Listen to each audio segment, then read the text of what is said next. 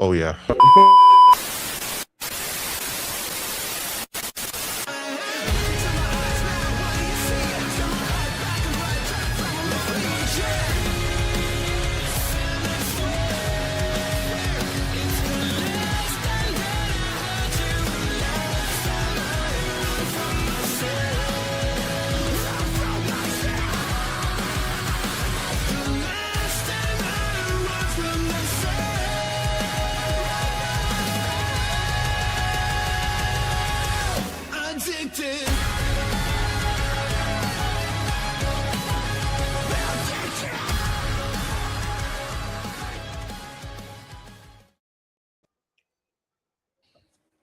Hello, everybody watching on YouTube and the DY Experience Twitter and also the Facebook page.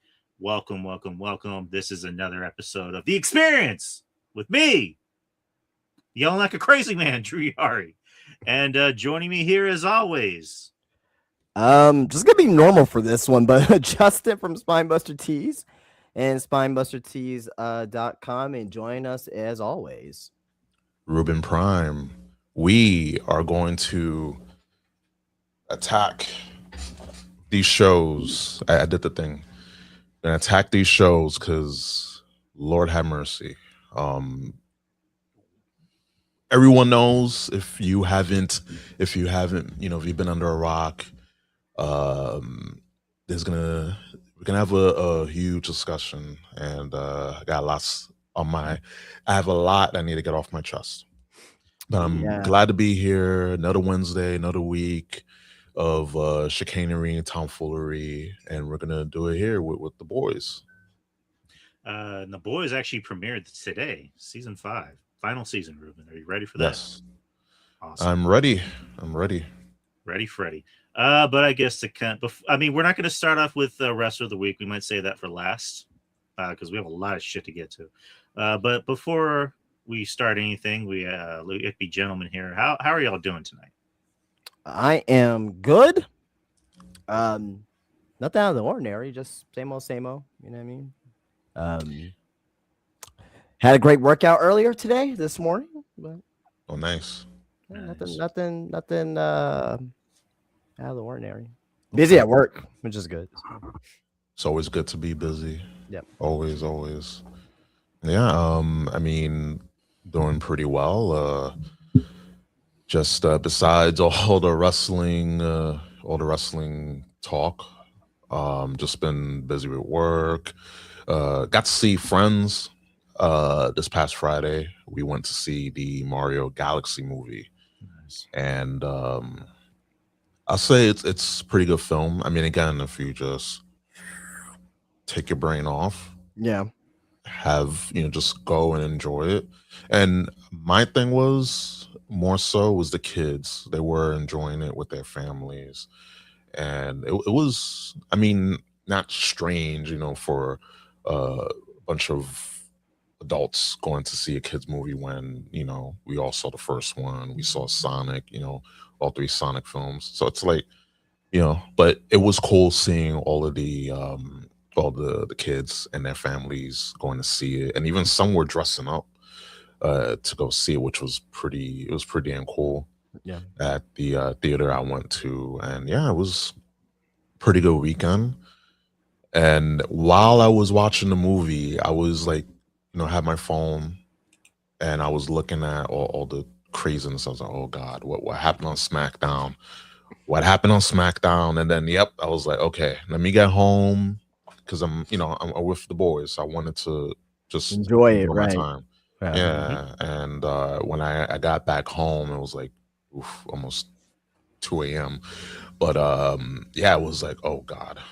I saw what happened. I was like, wow. And then I sent the DM to Drew. I was like, I'm not surprised. I showed him the, shared a tweet or whatever. I was like, I'm not surprised. But we're gonna get into that. But that was my last couple of days in a nutshell.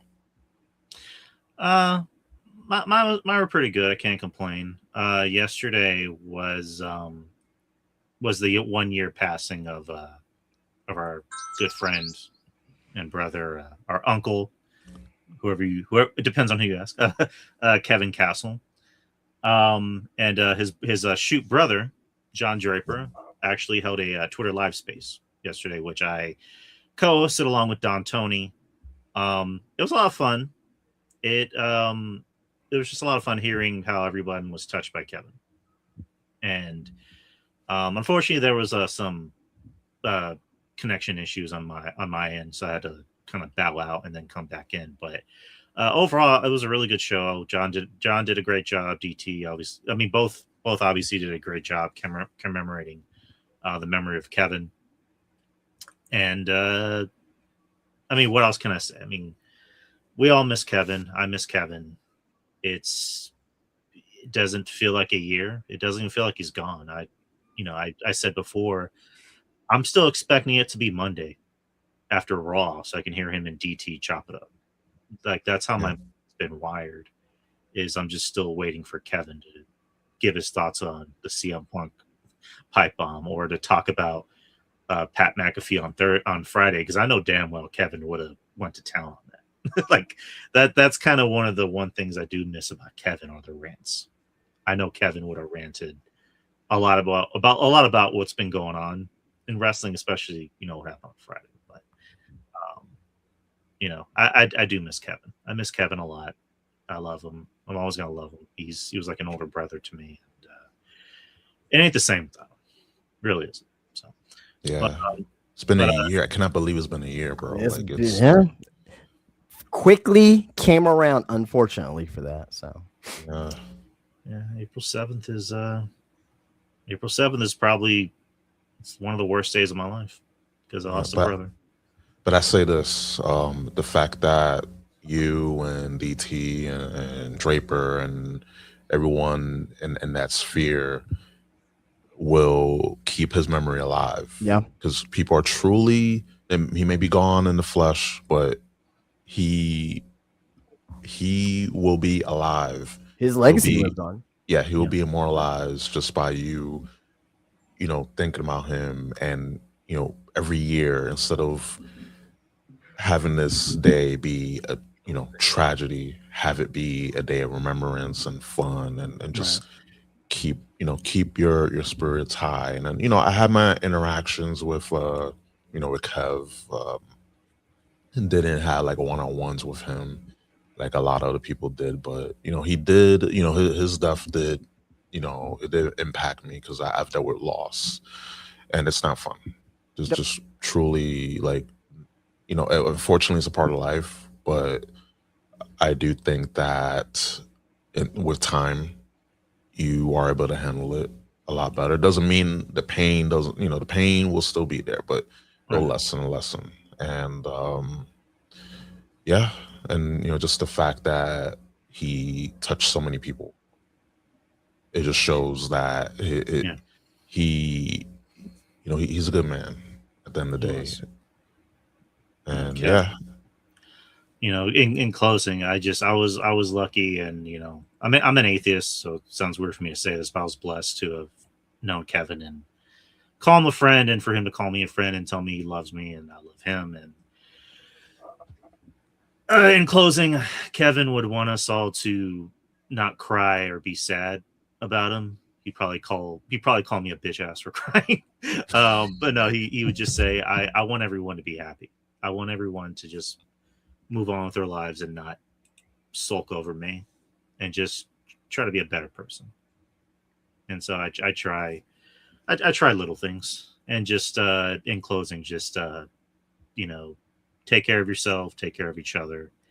And if there's someone that's struggling, whether it's mentally or physically or health wise, just, I don't know, help them out. You never know what anyone's going through. Absolutely. Even if they don't want the help, you gotta help your fellow man or woman. Yep. But anywho, let's jump right into it. So, like I mentioned, for anyone that's jumping, I see Kyle there, I see Don Stoney. Anyone else who's watching? We usually start off with Wrestler of the Week, but we're going to do things different this week.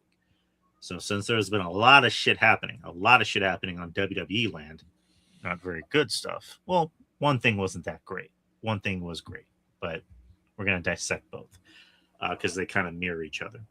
So Friday Night SmackDown, it was in St. Louis, Missouri, the hometown of Randall Keith Orton, who will be in the night one main event of WrestleMania against Cody Rhodes. And we brought this up last week. I believe it was you, Justin, that pointed out that Randy on his social media was seen talking to someone on the phone, but he was standing in front of pictures of his dad and his grandfather. And I think the caption said "See you soon," or he said "See you soon" in the video. So we're pretty much going to find out who he was talking to on the phone, the other voice, the main voice in his head. So Randy Orton came out, of course, to a hero's welcome, because again, it's just like this whole feud is like Randy's supposed to be the heel and he's getting cheered, and Cody's supposed to be the babyface and he's getting booed. Yeah, he's in his hometown, so I mean that makes sense. And yeah, but even before that, dude, like Randy's doing these dastardly evil things and he's still getting cheered. Oh, I don't know.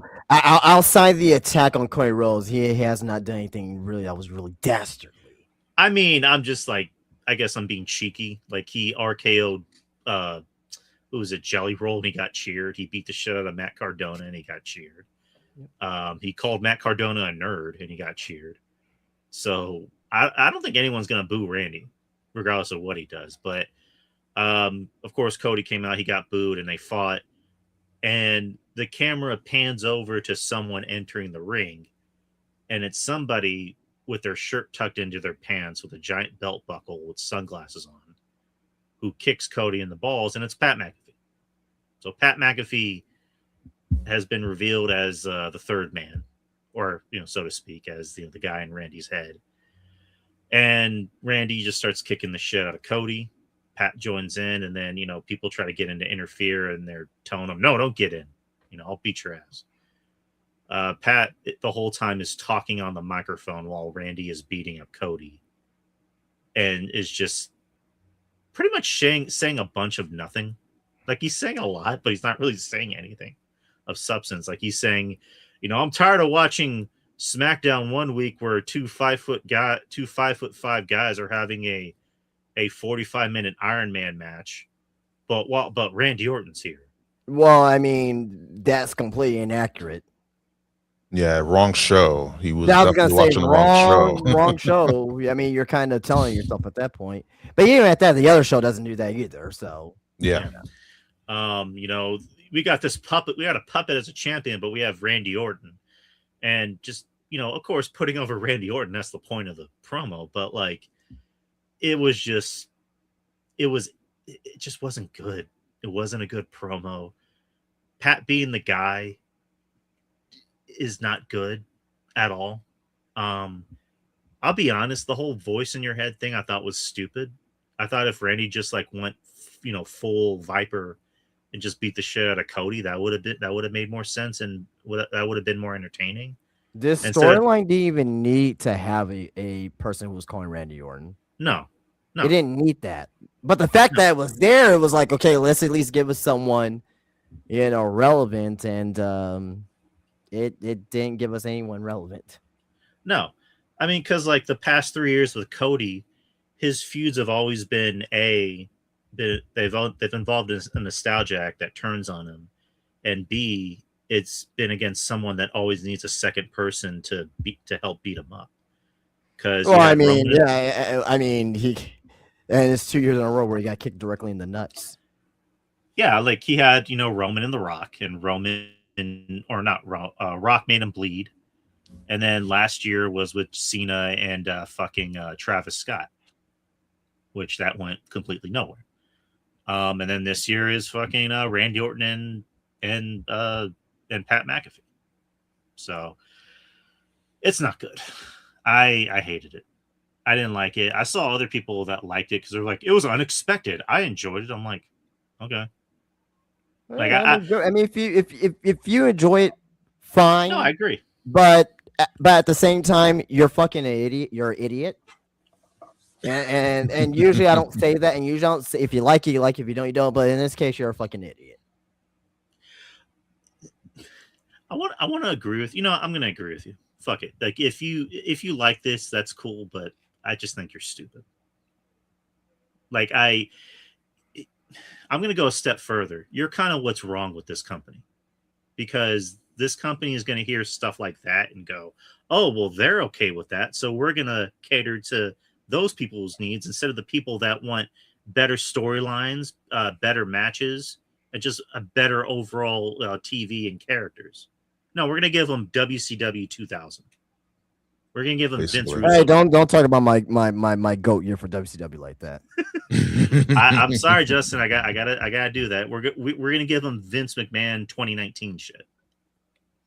There was We'll get someone to who that. put a video on X. I squandered on X earlier today to get some news articles ready for us, and yeah, someone made a 2019 video of WWE, and it's like, holy shit. Oh, I like, seen it. Yeah, I seen that one. Oh it's my god. like, oh my god. All right. Ooh. Yeah, I'm like, okay, putting things in perspective. Even though this story sucks, it's better than what it was back then. Yeah. 2019 was a fever dream. Like, I was like, damn, that really happened. Oh, it did. It was that bad that we have PTSD Right. and we forgot about it. Like, Right. so traumatic that we just erased memory of it because it was so terrible. Yeah, fucking Corbin, who was opening, middle, and closing shows. King Corbin, Roman eating dog food, which will, or not eating dog food, but covered in dog food, which we'll get to that in a bit. What else? Kofi losing his title in 5 seconds. Yep. It's just wow. And then COVID happened. Yeah. But yeah, the online discourse was mixed That's I guess the understatement of the year, because like I mentioned, there's people that hated it and then there's people that loved it. But you're the gonna people that get. loved it are the problem. I'm sorry, Drew. You're gonna get those people that are pro WWE just glazing everything because it's they have to, because if they don't, they're not gonna be featured on on the program. They're not gonna go, well, they don't do scrums anymore, but they're not gonna be just cozy and buddy with the people within the company, so they have to. And hey, maybe there's legitimately some people who think that the stuff is good, because again, they live in a bubble, so anything that they're shoveled they think is good. And those are the people that WWE and TKO cater to.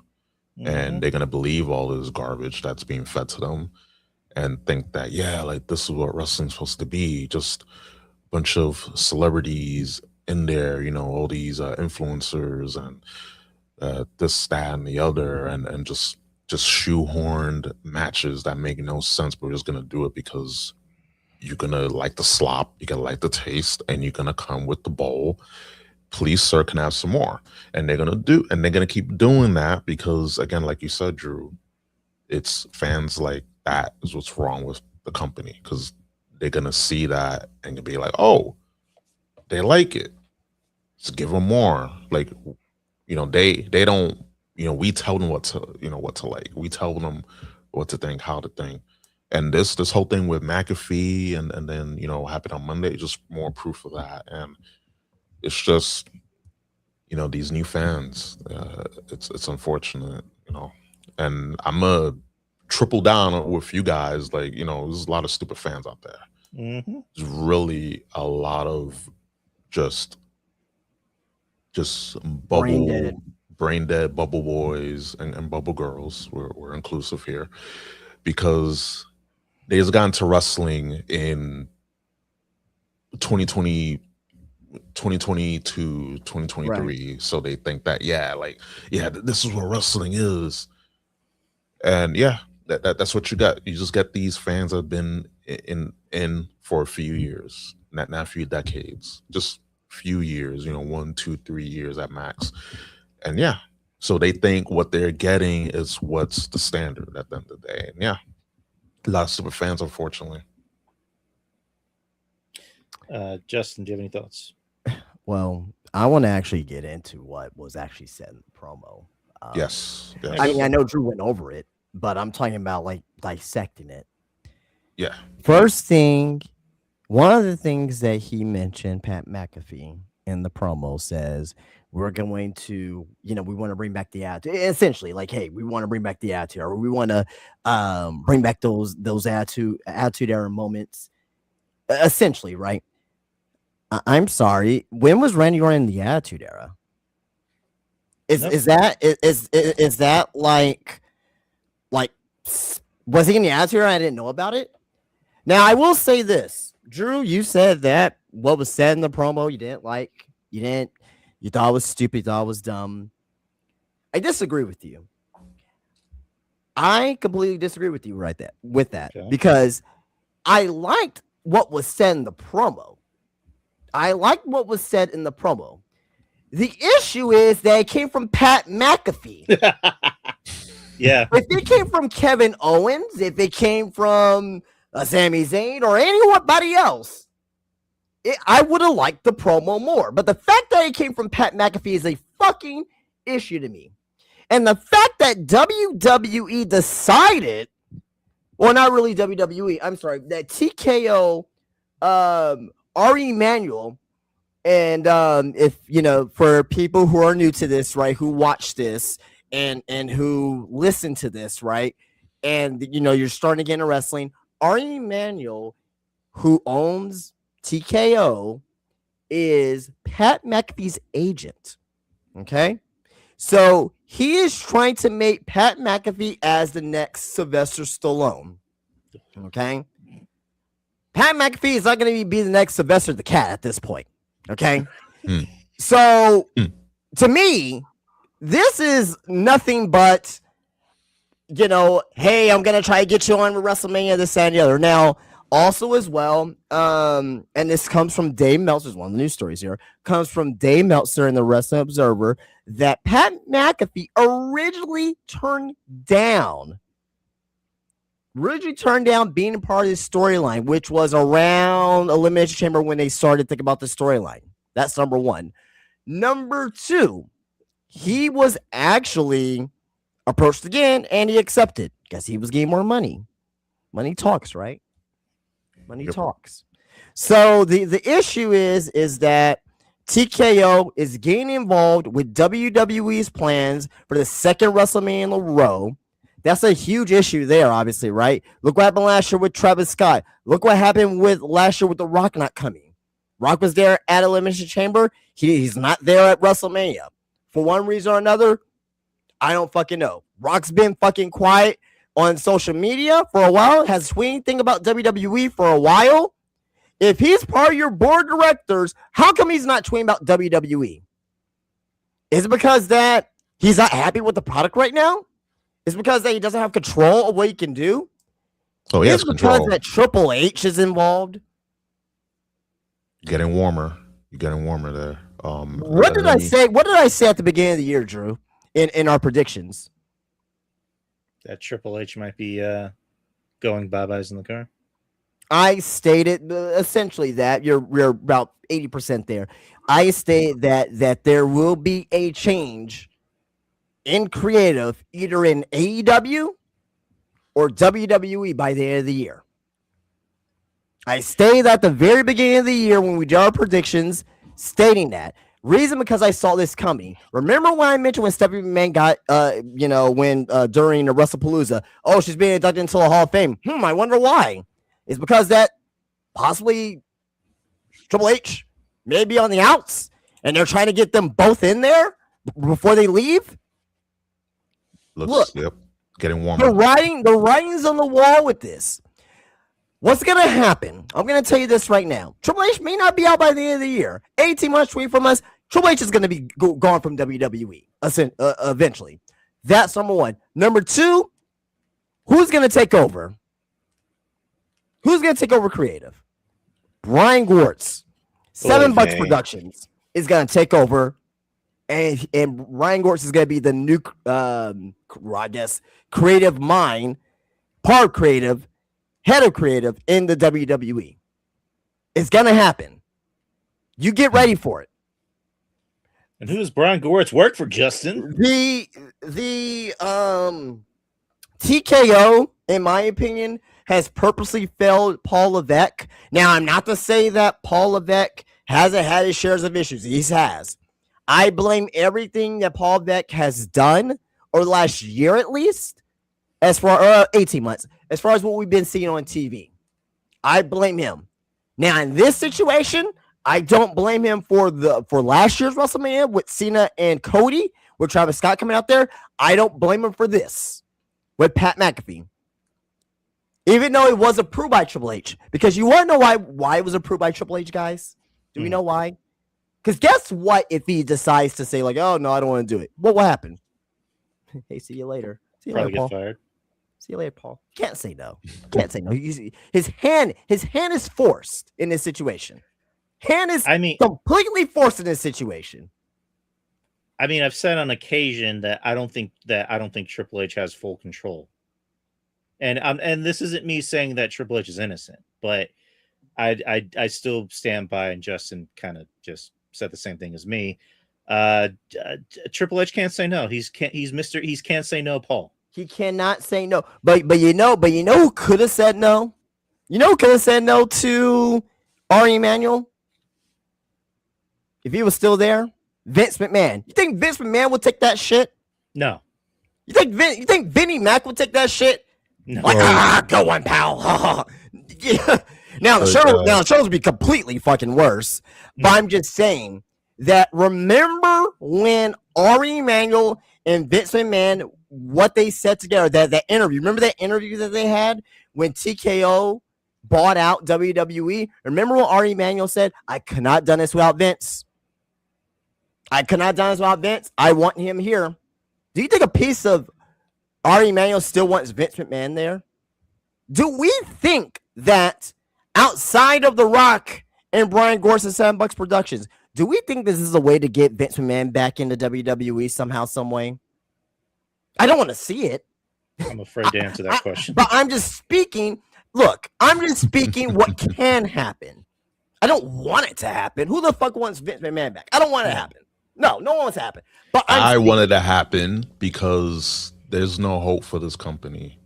But I'm gonna let you finish because I have something to say too. Everybody's like, Ruben, that is him. Why are we booking these motherfuckers? So with this, you have a situation right now where you have a power struggle in WWE, and the power struggle is very evident. If this WrestleMania fails, then at the end of the day, who's going to come back on? Who's going to come back on? Triple H. Paul Levesque. If it makes money, I think that's all they care about is if it makes money. But I don't think they care about. Okay. Mm-hmm. They just, we'll get into it a little bit later, but they just lowered ticket prices. Mm-hmm. And granted, I'll just say this, I don't think it's from CM Punk. A lot of people, CM Punk. No. They had to plan this out at least the last few weeks. They're not just gonna be like, CM Punk's right, let's order ticket prices. It doesn't work that way, guys. It doesn't work that way. Well, I think we brought that up on a show a few weeks ago, right? That they were lowering ticket prices.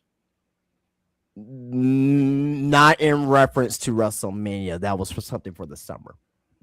Okay. No, I'm almost positive it was for Mania. It was not for WrestleMania. It was for summer. It was for summer. Coke Hogan. But I will say this, and I'll give the floor to you guys, right? So I know we're probably going to talk about Cody Rhodes right now. I'm just going to go into it right now. That Cody Rhodes promo was a shoot. It was a legitimate shoot. And so, and also as well, that is backed up by PW Insider, that the Cody Rhodes promo responding to Pat McAfee's attack was not listed internally on the plan rundown for SmackDown. There is a belief among some of the Rhodes comments were him shooting about TKO having inserted McAfee into the storyline. Because if you see that that promo from Cody, that was a different Cody Rhodes. That was the most pissed off Cody Rhodes since he's been in WWE. And so that to me was legit. They saw the turmoil that was going online, and they say, you know what, Cody, go out there. We need you to go out there and kind of distance yourself from this. He went out there and shot on Disco Inferno. They ain't nobody in that fucking locker room or in the writing room rather that's gonna be like, hey, go show him Disco Inferno. Like, no, that was Cody wanting to take a shot at Disco Inferno. Also, coming from BuySum.net, I'm not sure it was from Cassie Haynes or not, but it's from BuySum.net. Sources indicate that Cody Rhodes was told from members of Creative to go in the ring and shoot from the hip regarding Pat McAfee and TKO. Rhodes and other members of Creative have legitimate gripes with TKO for sticking their nose in storylines close to WrestleMania for multiple years in a row. Also coming from, well, actually, no, that's actually irrelevant. But let me see here. I think that's all I had as far as news that's relevant to this point. This last thing here is coming from Mike Johnson, PW Insider Elite, that there were talents throwing up their hands this past week's over the inclusion of McAfee in Cody Rhodes versus Randy Orton. Not just because it did make storyline sense, because again, remember when Pat McAfee said, "Oh, we gotta save Randy Orton. We gotta save Randy Orton has to save wrestling. We gotta save wrestling from you, Cody Rhodes." I'm sorry. What was the storyline last year, ladies and gentlemen? What was the storyline last year? John Cena needed to save wrestling. Or ruin wrestling. No, he wanted to ruin wrestling. Who saved wrestling last year per storyline? Cody Rhodes. Cody. So you're telling me that now, a year later, Cody Rhodes is ruining wrestling? You're telling me that Pat McAfee is going out there and saying that Cody Rhodes is ruining wrestling. Meanwhile, at fucking, WrestleMania and every week on Raw, you're up here fucking yeeting with fucking Jey Uso. Have it make sense. Am I going crazy? No. No, you're not. You're not, brother. Am I going crazy? No, you're completely valid. It's stupid. But last thing, I think it's last thing here. Yes, last thing from Mike Johnson and the PW Insider Elite. McAfee's comments on SmackDown, which he said were off the cuff and not scripted, didn't happen either. Okay. While we are told Rhodes didn't sell the McAfee's pivot to anyone, there was still feeling a sympathy for him, having to now carry that additional weight, as one talent said leading into WrestleMania. That's Mike Johnson, PW Insider Elite. So you're gonna have Pat McAfee and Randy on one side, and guess who's gonna be on the other side with Cody Rhodes? Jelly roll. That's our WrestleMania, ladies and gentlemen. So I'll turn it over to whoever wants to go next. Oof, I'll just say this. I think that this whole thing is one big work. Let me explain. There's some elements that are shoot, like Cody's promo. I believe that was like him legit pissed, but everything else is just one big work, because the fact that a lot of people don't understand with TKO, WWE, TKO is WWE and WWE is TKO at the end of the day. So with Triple H, he signs off on these creative or lack of creative, but he signs off, and he's really buddy with Pat McAfee. So this whole thing that Ari is McAfee's agent, whatever, it's true, but no. What people need to understand is that Triple H signs off on these things, and they go hand in hand. Right. When it comes to, creative, he is the end all be all. Because these suits, they don't watch the product. No, they do not watch the product. So and you see that. And even when they do watch the product, or when they try to get in tune with the product, they don't have any idea what's going on. Nothing gels together. Nothing makes sense. That's why only 4 matches out of all the other matches, those 4 matches have some semblance of story build. Everything else just thrown together, slop, thrown out the wall. See the spaghetti sticks to the wall. For the record, what 4 matches are you referring to? Both title matches, Oba and Brock. Okay, you're talking about main events, Oba and Brock. Yeah, and Dominic and Finn, but that's because that's been slow burn, Right. for 85 years. And I my gripes with. Would you include Liv and Stephanie in there to a certain extent? I'm not saying like a great story, but like more than others. Yeah, I would include her. I would include those. I don't know if the match is going to happen, but yeah. I don't. Yeah, I mean, I don't know if you saw what happened, but if there's time we can touch on that. But yeah, like TKO, WWE, hand in hand. Triple H, end all be all. He's the one that has the final say, and I do think Triple H has power, but the problem is he's about himself. I seen him in more commercials. I seen him in more different promos for WWE content than I seen him do other things like, I don't know, book Raw, SmackDown. So in case you're living on a rock, WWE's on fire right now. Yeah, you're right, Triple H. WWE's on fire right now. A different kind of fire. The building's burning. Yeah. Oh, that's not gasoline I'm pouring. That's it's gasoline. Fuck it. It's definitely gasoline. But no, like I think that while the whole promo with Cody, while it was a shoot, I do think that all of this is just a way to get Cody over. So they had to create the boogeyman and separate the entity of TKO and WWE, so that way Cody can have someone or something to go up against, because again, with last year's Mania, it was The Rock and Cena and the whole selling the soul thing, and Travis Scott, whatever. And the year before that, it was the Bloodline. Literally, he had something to go up against. Yep.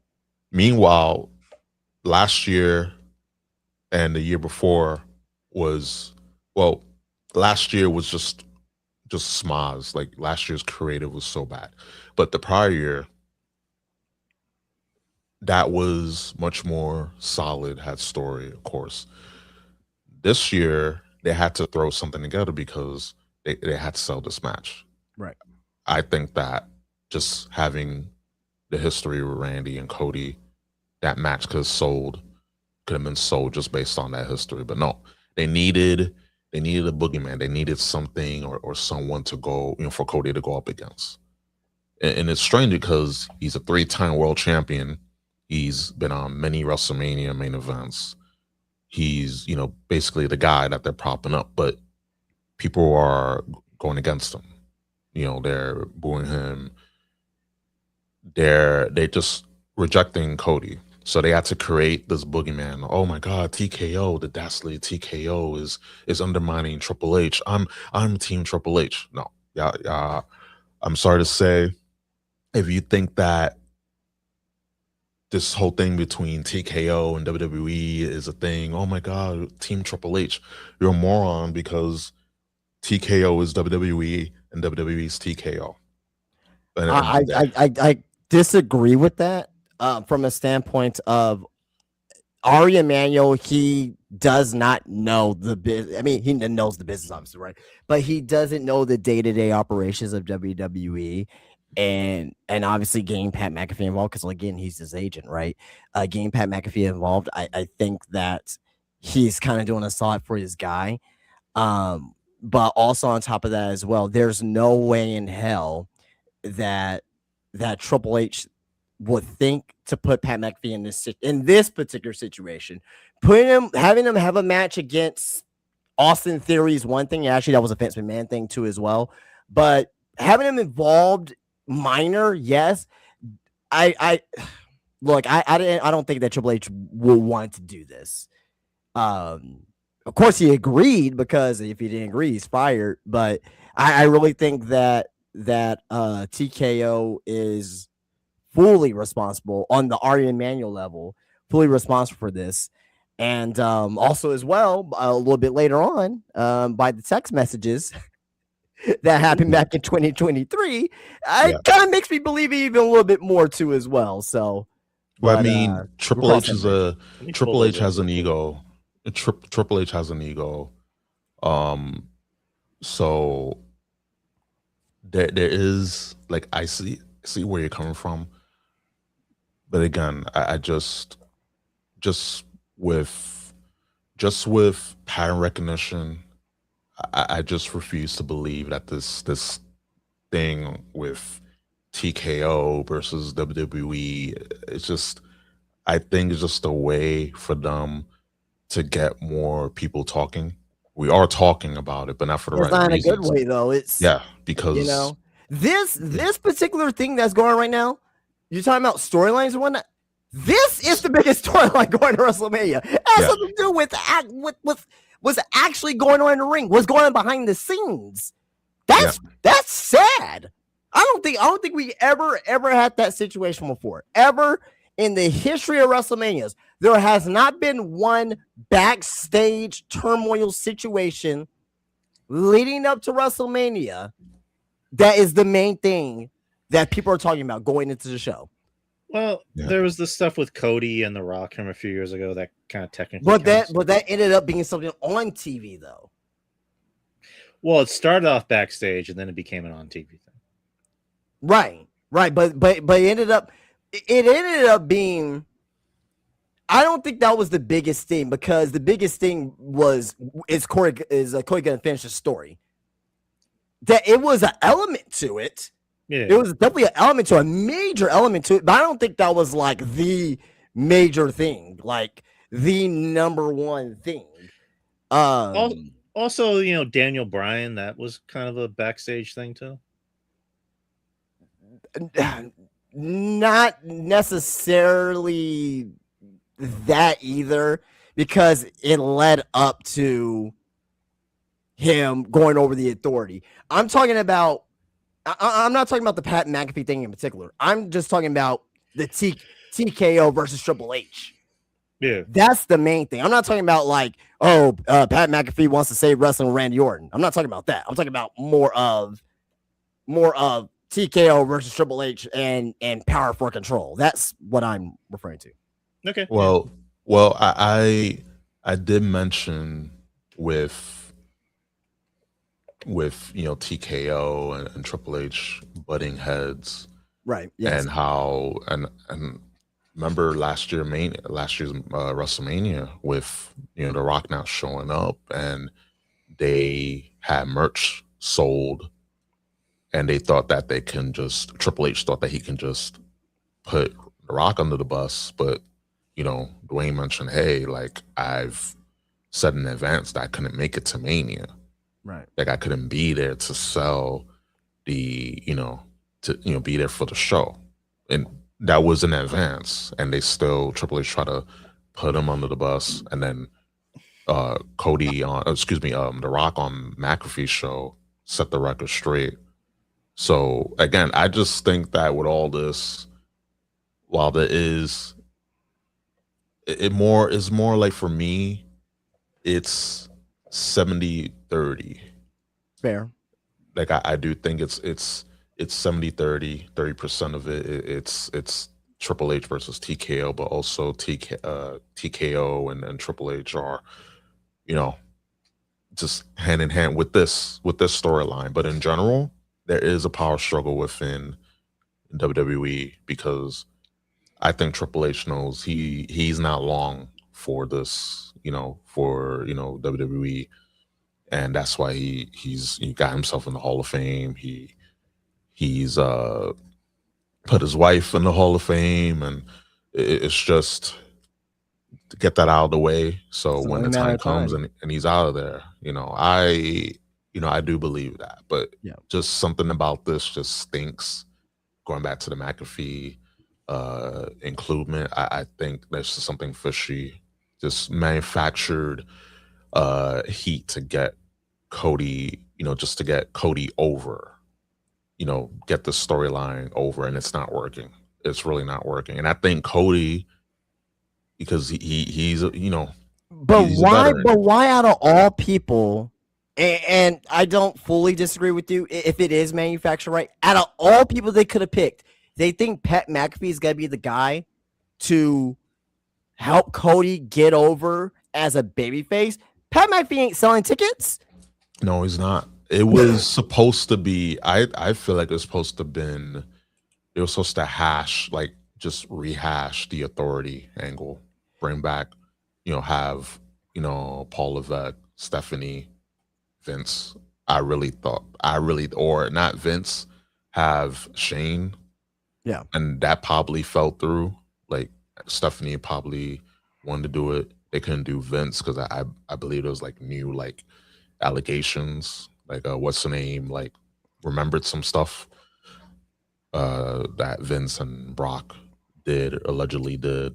So that's probably why like that's a scrap, and they went to Pat McAfee. It's like, oh, who can we think of? Just again throwing stuff on the wall and see if it sticks. And it was Pat McAfee of all people. So it's like I don't know if that's what really happened. That is complete malpractice from creative team. And if you're correct, Yeah. and if it's more manufactured and Triple H is in on this, get Triple H out of there tonight. Yeah. Fucking night. Like, no excuses. I would like if it was Kevin Owens, fine. If it was someone else, fine, right? Yeah. But Pat, like seriously, Pat McAfee. I mean, Pat I would McAfee. have. And I'll add to this too. I don't give a fuck about Pat McAfee, Jelly Roll, iShow Speed. I'm sick of the celebrity involvement. Lil Yachty, even though I think if I will step it back for a second, I think Lil Yachty and Trick Williams is actually a good pairing. Believe it or not, I think they did well on Friday for what they did.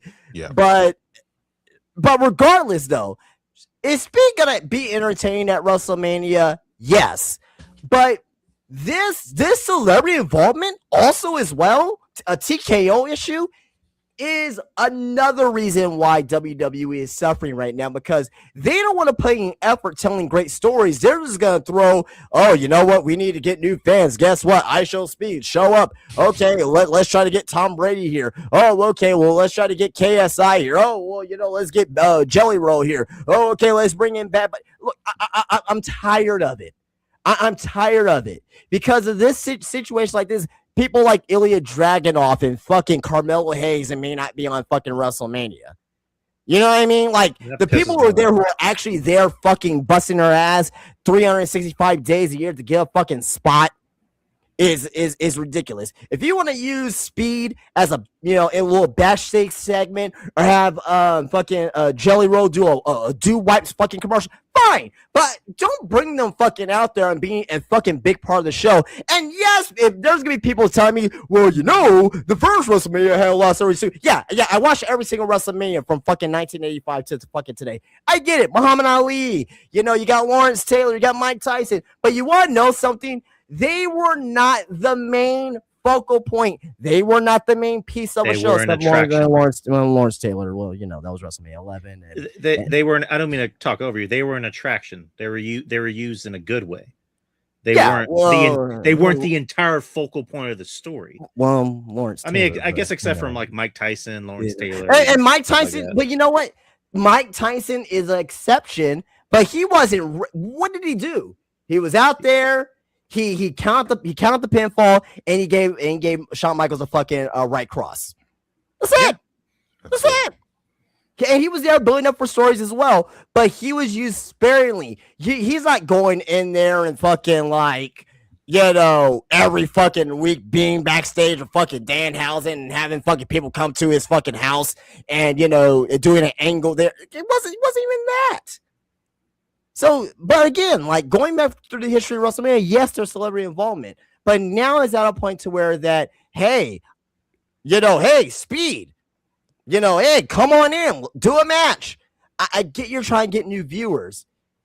The people who are going to watch are going to watch. You're not going to make new fans out of this. You're not. That ship sailed. If this was still 2023 hot, 2024 hot, you can do whatever the fuck you want. I don't give a shit. As long as you have the stories that support it. As long as you do have great TV every week. But you know what? SmackDown is the fucking worst wrestling show on TV. It's worse than Dynamite. I'm gonna say it. It's worse than fucking AEW right now. Raw is not that much better. There's not a lot of great wrestling shows weekly right now. AAA, maybe NXT. NXT hasn't been great either. But it's like everything's a fucking struggle right now to watch. And it's mainly because of dead storylines, uninspired creative, celebrity involvement, lazy matches. How many fucking times we're gonna fucking see the Wyatt Six versus the MFTs? Yeah. They've been feuding since what, fucking May, June last year? Jesus. Yep. Come on. What are we doing? Yeah, it's so bad. Like, just the lack of creative is showing, and that's why you have all the celebrity involvement on both shows and on these PLEs, because they're just lazy. They think, again, I go back to what I was saying, these new fans that they're trying to get, you know, they're gonna get them, they're gonna watch, and these are the fans that got into WWE, they got into wrestling through WWE, and they've been watching for 2-3 years, 4 years max, probably less than that. I say 3 years, a nice odd number, 3 years. And yeah, they think what they're seeing weekly is it. That's wrestling. Oh, this is my type of wrestling. More of that, please. More, give me all these streamers and influencers. Like, that's catering to that fan base. Is not catering to people who want not only good matches, but good storylines, good feuds, high stakes, you know, innovative storytelling, you know, just something to, you know, sink our teeth into. Instead, we're just getting just garbage, nonsense, and shows. It kind of goes with what Kenny Omega said, where we're getting to the point where the main event of WrestleMania is going to be Mr. Beast versus Logan Paul. And it's like, he's spot on at this point. Sadly, he might be right. And it's like, you know, in closing, because I kind of want to get to these text messages in a bit, but WWE's just become way too celebrity and influencer friendly. And it's like, it was fine when it was like sparingly. It was fine when it's like, hey, there's ISO Speed getting speared by Braun. You know, and for the record, I'm sure ISO Speed is gonna have a great. I don't have anything against ISO Speed. Yeah, and I think he's gonna do well. I think he'd be a great wrestler too. Yeah. But the thing is that it's too much of celebrities in general. If it was just ISO Speed this year, fine, be okay with that, right? I don't really consider Logan Paul a celebrity wrestler anymore. I think he's a wrestler now. He's a wrestler, yeah. He's a wrestler. He's paying his dues. He's there every week. He's promoting. He's always talking about it. He's not like a how should I say? He's definitely not traditional, right? But he respects it, understands the business, and what turned for me with Logan Paul, where I'm like, okay, like, he has my respect now. He's just more a celebrity wrestler. Is when at WrestleMania 40, when he saw Cody Rhodes win, when he was crying, that's how I'm like, okay, he has my respect as far as being in the industry, being a fucking pro wrestler itself. So, but yeah. No, agreed. But let me get to these text messages real quick, because one of y'all brought them up. So, from September 11, 2023, a series of text messages were leaked between. Who's the source that got these text messages, or who posted the story? Says Post Wrestling. Yep. So that's Brandon Thurston and Post Wrestling. We'll make sure we get the source correct. Yeah, Post Wrestling have revealed text between Triple H and Nick Khan in 2023 about Vince McMahon's short-lived return to the company following the TKO Funny merger. thing is, this is on September. This is 9/11. Jeez. I just realized that. Well, this is Paul. Oh this is my god. I guess this would be Paul Levesque's version of 9/11. Oh my God. And Oh the funny God, thing Vince is, is crashing into my company again. No, and the funny thing is, I'm sorry, people. the other funny thing is, I know you gotta go over text messages, but he mentions D-Day and it's on 9/11. That is hilarious. Jesus. Just It was a writes joke. itself, folks. It was a joke, people. I'm sorry. Yeah, just all these jokes and everything in these text messages just writes itself at the end of the day. In these trying times, we have to learn to laugh. But yeah, September 11, 2023. The first message reads at 2:10 p.m. Paul Levesque, how's it going? So I'm not gonna do the voice. Please don't. How is it going so far? Man, I'm wound tight today. ... D-Day tomorrow, expecting the worst. And then there's 2 texts from Nick Khan, says deleted by sender. 2:14 by Paul Levesque. It says call you shortly or no time. Nick Khan replies 2:30 EC, so Eastern time. Before good, after tricky. Post-wrestling visual representation of text messages between Levesque and Khan disclosed in public court filings. Time shown in U.S. Eastern. Later that day, 5:29 p.m. Paul Levesque, VKM, BTW. I need to meet with you. I need to meet with all of you tomorrow. RE talent releases, which coincides with all corporate releases. Thanks. And then at 5:33 p.m., Paul Levesque replies with, I know you are swamped. Let me know if you have a minute. And then 7:45 p.m. later that night, Paul Levesque, while I'm sure you like to be done with this shit for today, ... Please let me know if you speak to AE. Nick Khan replies with, I will. Emmanuel. Yeah. I will. I'll get them early. We missed each other tonight. 11:05 p.m. Paul Levesque replies with K. And then a minute later, he replies with you okay. It sounds like the concerned girlfriend. Exactly. Yeah. 11:11 p.m. Nick Khan replies, yes, sir. How are you? Paul Levesque replies with good, anxious for tomorrow and beyond, ... Let's see, when the hell was this?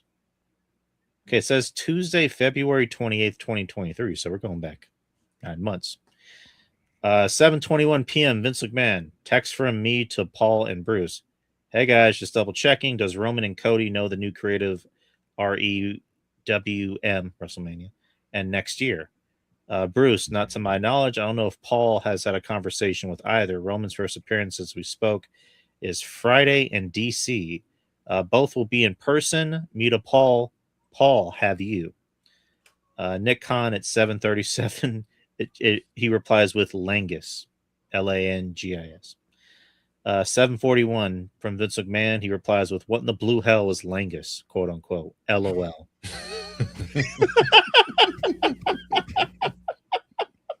Okay, I'm gonna have to do that in the Vince voice. What in the blue hell is Langis, LOL. Nick Khan replies with, read it backwards. So yeah.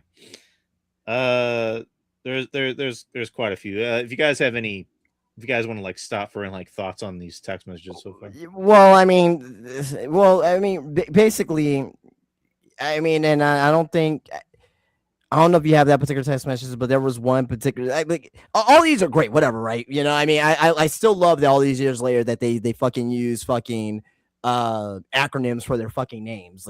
I always found that weird, but the major thing, that the one text message that I really am looking at, or that I want to talk about, is that the text message between Triple H and Nick Khan, and basically Triple H saying that, hey, without you, I'll be gone a long time ago.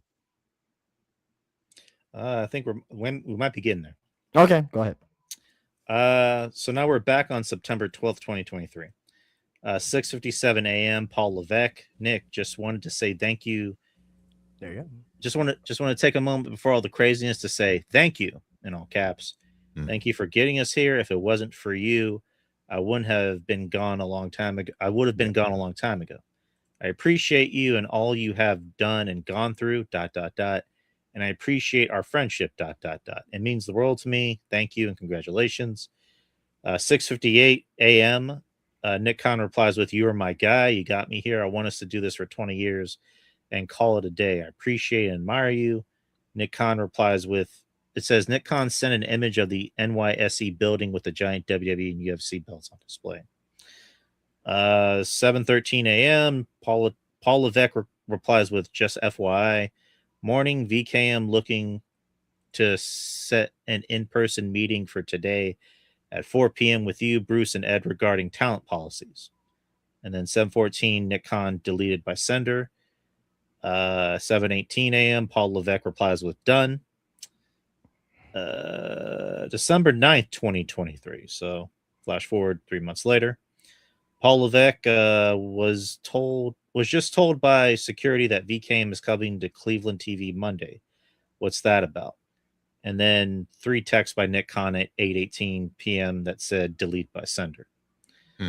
8:43 p.m. Paul Levesque, is he in NYC yet? ... When is their meeting? 8:44 p.m. Nick Khan deleted by sender. So curious to see what that deleted is. December 10th, so the very next day. 1:33 p.m. Paul Levesque. The more I think about it, the more I kind of disappointed in that Ari convo. ... Seems like we are in the same place. I'm going to tell him to stay out of it or else, quote unquote. That's way different than, quote unquote, I'm telling you he's done, ... It's over, quote unquote. Kicking the can down the road. Nick Khan at 1:36 p.m. deleted by sender. 1:44 p.m. Paul Levesque. What do you think about me hitting Shapiro to get his take and let him push, or better direct to Ari? And then 2 more by Nick Khan that were deleted by sender. You gonna say something? Okay. No. Okay. Sunday, December 10th, 2023. Coco Hogan, read the text like if you were a prosecutor. I'm doing my best. 2:31 p.m. Paul Levesque. Between you and I, it feels like the way they are both backtracking on the he's out narrative. It's back to the, well, if he wants to go to the show now and then, and if he gives notes and wants to have a 30-minute meeting now and then, okay. And then 2:39 p.m. Paul Levesque, he just sent an email, RE script for Ari. 2:43 p.m. Nick Khan seems off, let me call him. 2:58 p.m. Nick Khan, they know already, no need to send. And then lastly, it looks like this is the last one. December 10th, 2023, Paul Levesque, 5:48 p.m. So he's on the AM plane. I just remembered Punk is scheduled to be on it as well. You think that's an issue? So you said there's more, Justin? No, you covered that. Okay. So those are all the text messages. I know that was some scintillating stuff, but any thoughts on those? So I'm going to say this. I find it very, very interesting that these texts were released the day after CM Punk cuts that promo on Raw. Very, very interesting. I also find it very interesting that 90% of Nick Khan's text messages were deleted. That is weird. I find it very interesting that none of Triple H's text messages were deleted. I also find it very funny that, and this was back in 2023, but basically mentioned that Triple H saying that, hey, I can't do that. Yeah, I couldn't done this without you, or I'm saying Nick. That's what Nick Khan said, and Triple H was saying, hey, I would have been gone a long time ago without you. It something within me thinks that it's not going to end well with these two. No. I think Paul's gone. he's destined to leave. Do you boy. think this is conspiracy theory? Yeah, boop, on the head. Do you think that perhaps Nick Khan? I don't say he wants Triple H gone, but he's trying to protect himself. And if Triple H decides to, or he ends up getting fired, Nick Khan is just protecting himself at this point. Do you think that's a particular situation that's happening Yes. right now? Yes. Absolutely. Because a lot of his text messages were deleted. So, And I think that's to protect himself and to keep his job. yeah. Because I- too many I don't see coincidences. anything in there that's incriminating for Triple H, by the way. But also, as well as Yeah. I think by the end of either this year or sometime next year, WWE is going to be McMahonless. Yeah. There's not going to be a shred of. There's not going to be one shred of a McMahon a part of that company, whether it's Stephanie or even Triple H. Like, no McMahon is going to run this company by next year. Yep. Yeah. That's definitely a possibility with it's just perfect timing, because remember when Netflix penciled that deal with in WWE, and it was right after the merger, all those allegations came out with Vince, with Janelle Grant, like right when they announced that Netflix deal, and that came out, and they leaked that story to was it the New York Times, Wall Street Journal, one of those publications, and yeah, look where we are now. So I think the same people that got Vince out of there is gonna get Triple H out of there. It's just, again, too many coincidences to be coincidences. It's just everything matches, and maybe more stuff will come out. Who knows? Maybe not. But it's just perfect timing with all this, and they're gonna crucify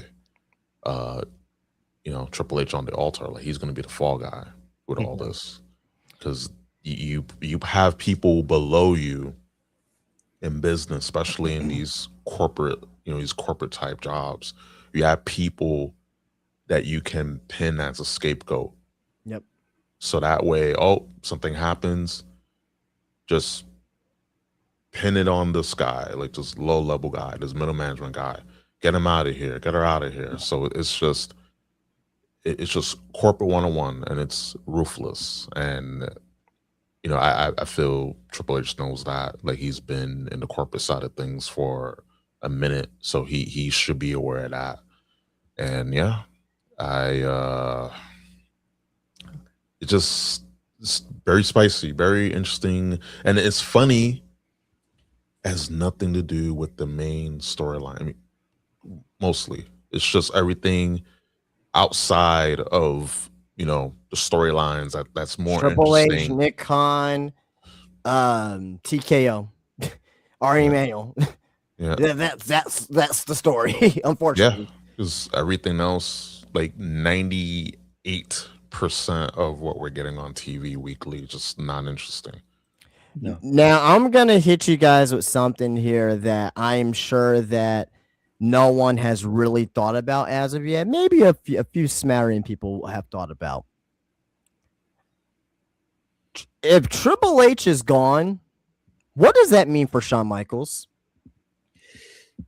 I mean, I would think being in NXT would kind of keep him untouchable somewhat. Drew. I mean, I don't really think TKO cares about NXT all that much. No. You're not hearing what I'm saying. If Triple H ends up leaving, what happens to Shawn Michaels? I mean, maybe out of loyalty he'll leave. Exactly. There you go. That's his best friend. Now, I'm not saying they'll leave at the exact same time. Maybe Shawn be there for another 6 months to a year, then he ends up leaving. But I definitely believe that if Triple H leaves, Shawn Michaels is not that far behind either. Yeah, NXT is gonna be rough. NXT is already kind of rough to watch now. It's gonna be even rougher without Shawn there. Not necessarily, because who wants to take over that role? CM Punk. CM Punk. He wants to take over that role. Yeah, true. Corporate Phil out of the gun. He wants to take over that role. Jesus Christ. You know what I mean? So, I mean, I'm not saying that again. I mean, you know what I mean? It may be another 2 years down the road before CM Punk.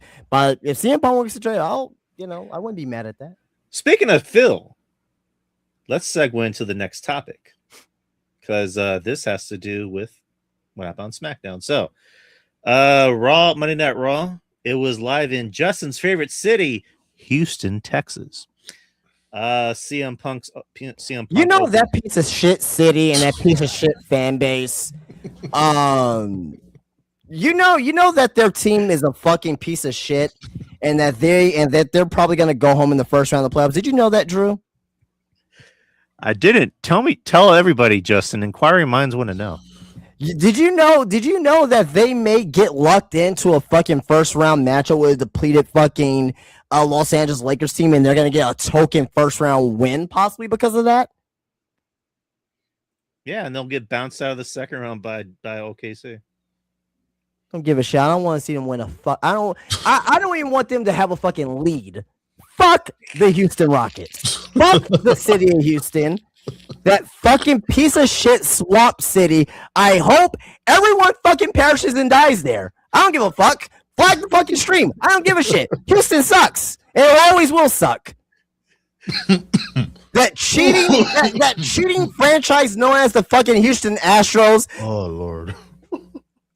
Like, are we being kidding? The fucking bullshit NFL team that thinks they're better than the fucking Dallas Cowboys, who's never been to a fucking AFC Championship game, mind you.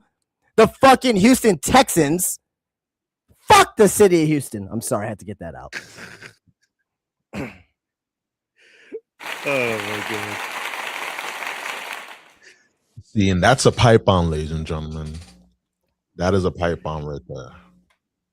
Oh my god. That is how you cut a pipe bomb. That's gonna be a reel. No, don't do that. Don't do that. Nah, don't. No, don't do that. I won't do that, I promise. If so, you'll never see me on this stream again. The whole city of Houston is just after Justin. No, just out my will. It's okay, guys. It's everyone listening, watching this. It's okay. You know, just Justin didn't have his coffee. Just bear with him. I don't drink coffee, by the way. I want to like coffee, but I don't drink coffee. The views reflected about the city of Houston do not reflect those of Drew Yar and his affiliates. Anyways, so CM Punk opens the show in Houston, and sits crisscross like he did back in the day for his original pipe bomb, and talks about Houston wrestling. Talks about Paul Bosch. Brings up Harley Race. What would Harley Race do? And then walks outside of the ring. Talks about that Roman isn't here. He mentions, Roman isn't here, and I'm here. I'm here, and I'm old. So I thought that was kind of fun. And then lame. Ruben's gonna be a hater tonight. He's gonna be. I can sense his hate. I can see the hate seething off his head. That's why he doesn't wear a beanie anymore, because there's he can't cover the hate anymore. I run hot, ladies and gentlemen. I run hot. Which it's funny because like Roman calls Punk old, and Roman's like 41, and whatever. Anyways, old guys. But Punk starts cutting his promo and calls out everybody. Calls out Roman, tells him, "You're a buck-toothed nepo baby that got lucky." Pretty much, and you weren't good enough for football, and your daddy got you into wrestling, and brought up The Rock, saying that The Rock isn't that big of a movie star anymore. He says everything you can imagine. Again, good promo. I liked it for what it was. I mean, I thought it was a really good promo. I mean, was some of it kind of bullshit? We'll get into it, but a lot of it was bullshit. But thought it was a good promo, and then said, I'm fine with blowing up bridges because bitch, I can swim. That was a good line. That was a good Yeah. line. And then Gotta walks give it towards to the old man crowd. Phil. Walks towards the crowd and says, "Oh, everyone thinks I'm done. I'm not done. Everyone's getting it." There were what? And another thing. I'm sorry. I gotta mention this too. Another thing. The reason why this fucking city fucking sucks is because of the fact they were wanting. They were wanting CM Punk. They were wanting CM Punk at the beginning. Yeah. They were wanting CM Punk and they were wanting Harley Race. Fuck Houston. Yeah. Yeah. Bronson Reed commented on that they're wanting Harley Race. And I was like, again, these are the new wrestling fans. Do that. Just these are the new wrestling fans, guys. This is who WWE is catering to, and you're gonna get this. You're gonna get them wanting because they hear it. They hear the old footage and then they I gotta be involved and now like the whole singing along. And you hear Pat McAfee say what? But Ruben, just say Houston sucks. I mean, I haven't been there, so I can't say. Oh, you don't want to go there. Who wants to go there? Just say Houston. Just say fuck Houston. I can't. I mean, I could say fuck New York, and I live in New York. Fair. That's fair. Fuck New York. What? Okay, name your least favorite city in New York. Oof, I said the whole entirety of Bronx. The Bronx and Staten Island, because it's too far from everything. I went to I was in the Bronx because I came out of no JFK's in Queens, right?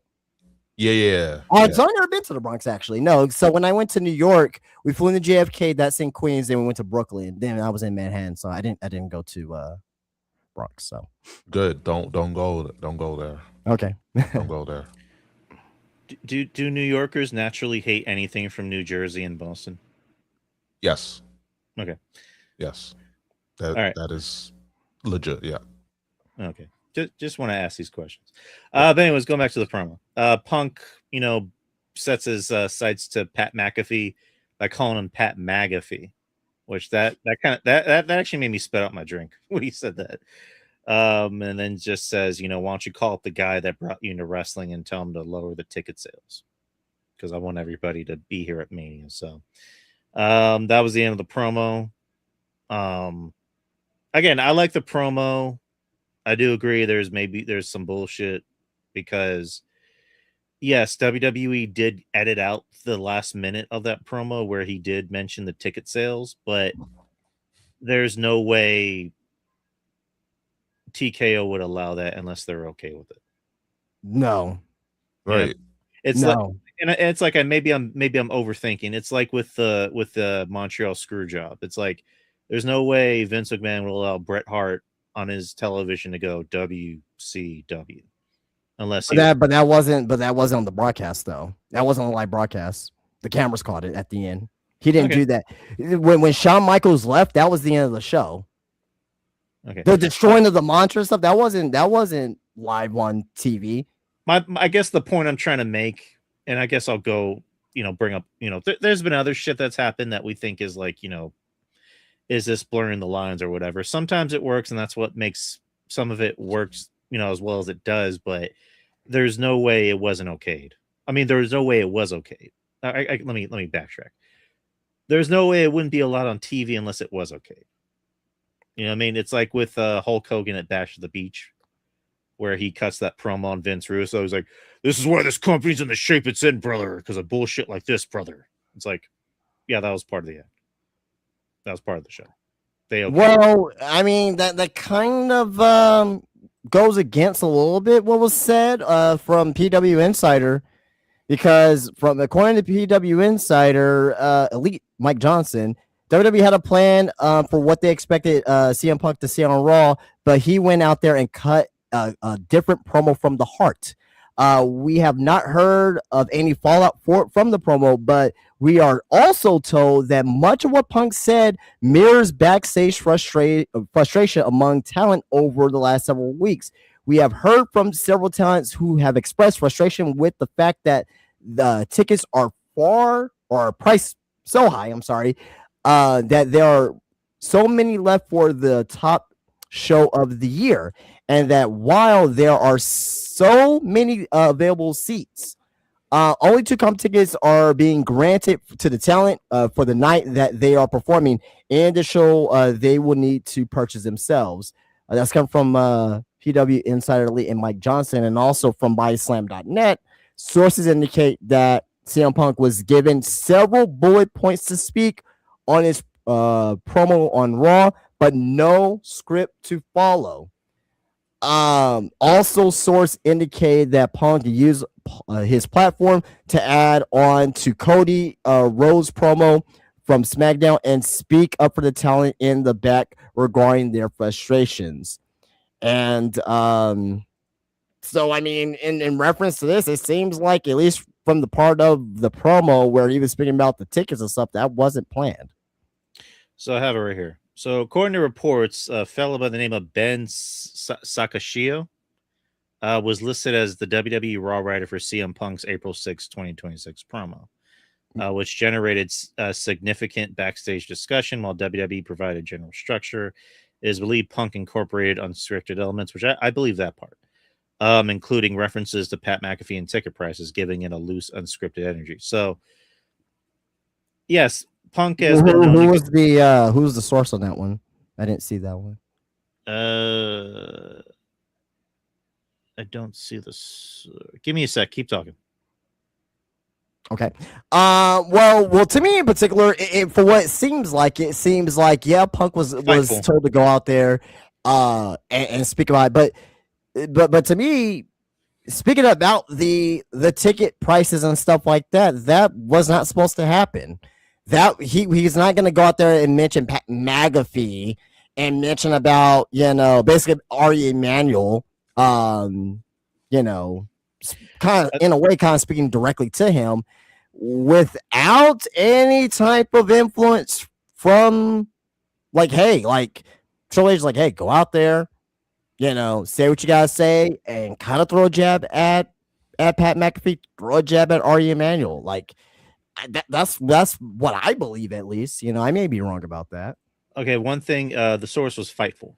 Okay. Second, the original pipe bomb back on June 26, 2012, or not 2011. 2012 was actually me and the Mrs. anniversary. 2011, Punk did say he had a writer come up to him and say, "We want you to air your grievances." And when he started getting more personal, that's when they cut his mic. When he started talking about Vince McMahon and his family and blah blah blah, that's when they cut his mic. So I do believe it's like a mix up of everything talking about the match was not necessarily scripted, but more just like him he and a talked writer more about Pat McAfee than the match itself. Well, no. I'm getting there. I do believe it was a mix of anything that was the match related was hey, talk about this. Not necessarily scripted, but just talk about this. The stuff with Pat McAfee calling him McAfee, that was when I was like, oh shit, I don't think he was supposed to say that. So that's what made it work the way it did. The ticket prices thing, yeah, same thing. I don't think he was supposed to say that. But yeah. But I really enjoyed the promo. I probably liked it more than Ruben, which I'm interested to hear what Ruben has to say. I'll say this about the promo itself. Promo was fine, but what's the going takeaway from it? I mean, calling Pat McAfee and telling him lower ticket prices. Okay. What does that have to do with Roman Reigns? Nothing. What does it have to do with the build for the match? Nothing at all. So that's what a lot of people, they get clouded. Oh my god, he said Pat McAfee. Fine, good line. You know what I mean? Shocking. What does this do to building the match for fucking WrestleMania? That's my issue. Not a goddamn thing. And it just shows that WWE caters to people that have goldfish memory. They just hear something and it tickles them. Oh my god, he said McAfee. Oh my god, he said this and that. And again, although true, I pop for it, but still. Again, it's a nice pop, a nice moment, but it's when you actually take the time to dissect the promo, you realize that, wait a minute, there are a lot of holes in what CM Punk said. He didn't help build the match. He just went on the same trope. Oh, Didn't mention anything about the World Heavyweight Championship either. yeah, the belt that he has and he's wearing, and not talking about that. And yeah, and he's in the main event. You know, he's on night 2 main event against Roman. And again, Roman isn't here, right?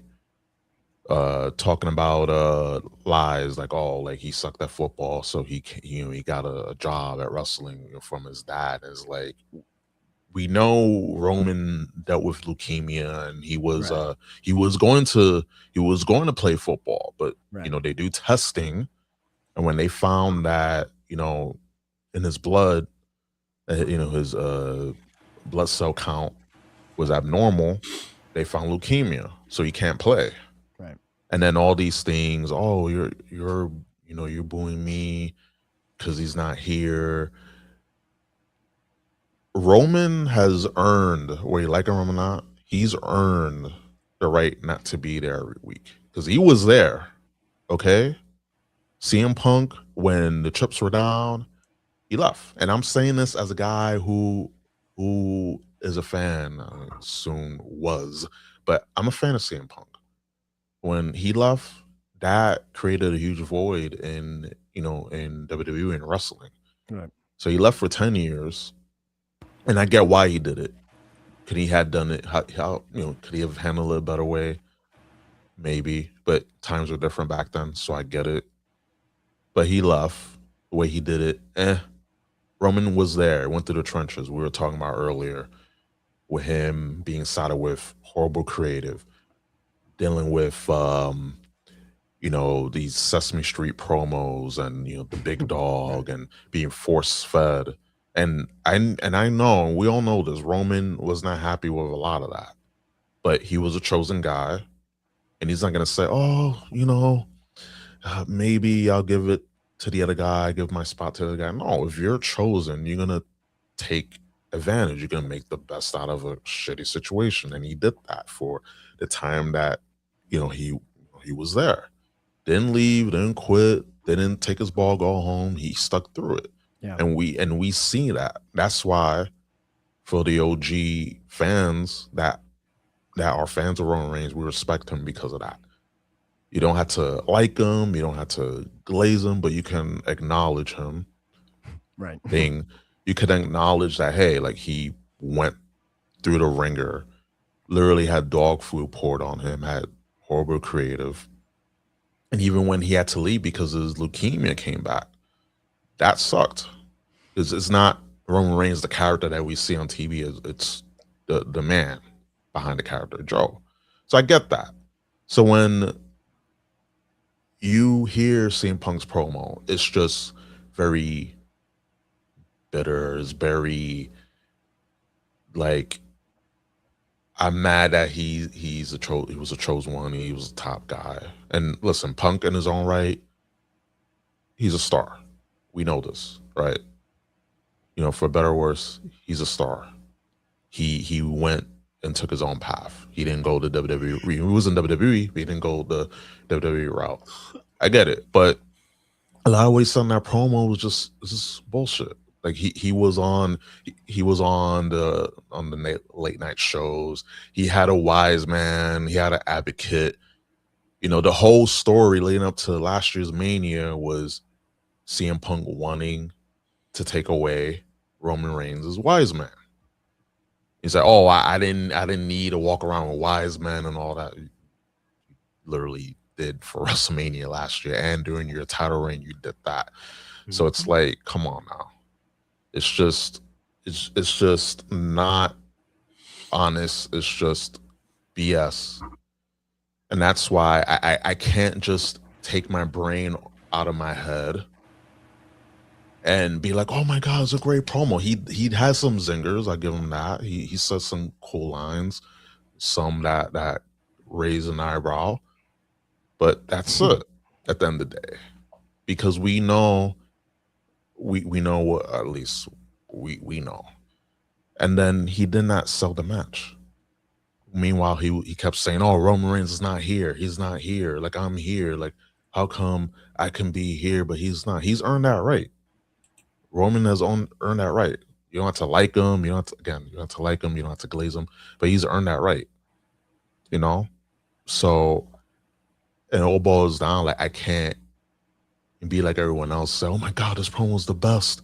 I can't, because we all know that where Punk is coming from in that promo, or should I say Phil, where Phil's coming from in that promo was not genuine.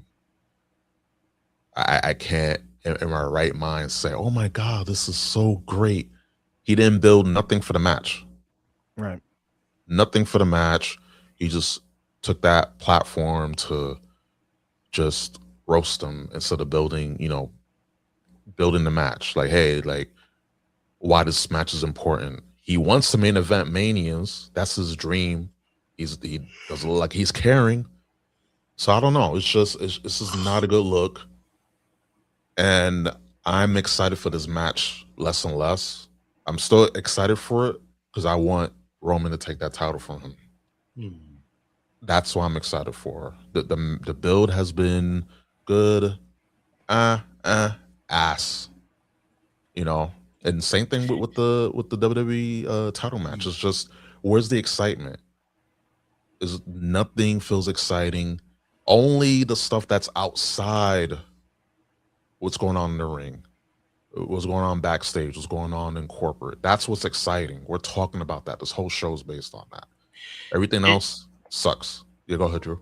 Like, both main events suffer from kind of the same problem, and that's who's the heel and who's the babyface. Like, and I'll explain the difference. So, with Cody and Randy, like, say you were to explain wrestling to someone that either is just a casual viewer or just never has watched it, and you're like, okay, that's Cody Rhodes. He's the top guy. He's supposed to be the good guy, the babyface. And that's Randy Orton. He used to be his best friend, but now he's a bad guy. He's a heel. Yep. And then they see Randy Orton get cheered, and they see Cody get booed, and it's like, so I thought he was the good guy. I thought he was the bad guy. Yes, but the fans like Randy because he's a legacy guy, and the fans don't like Cody because he's shoved down their throats. But he's still a good guy on paper, and he's still a bad guy on paper. And it's like, yeah, okay. And then you go to Punk and Roman, and it's like, Punk, brings up the whole, dead father thing. And, Ruben, you brought up an interesting point where it's like, he's saying, oh, you can only be a wrestler because you sucked at football. Roman, if he really wanted to, can say, hey, dipshit, the reason why I stopped playing football is because I had a debilitating disease that could kill me at any moment. And what's Punk going to say after that? Oh, pussy. Like, what's he going to say? So we don't know who's the face and who's the heel. On paper, Punk is supposed to be the face, but he's kind of acting like a dick. And Roman I kind of disagree with that, because there's been history of WrestleManias where there's been babyface versus babyface where it worked. Hogan, but you had guys in creative that made it work.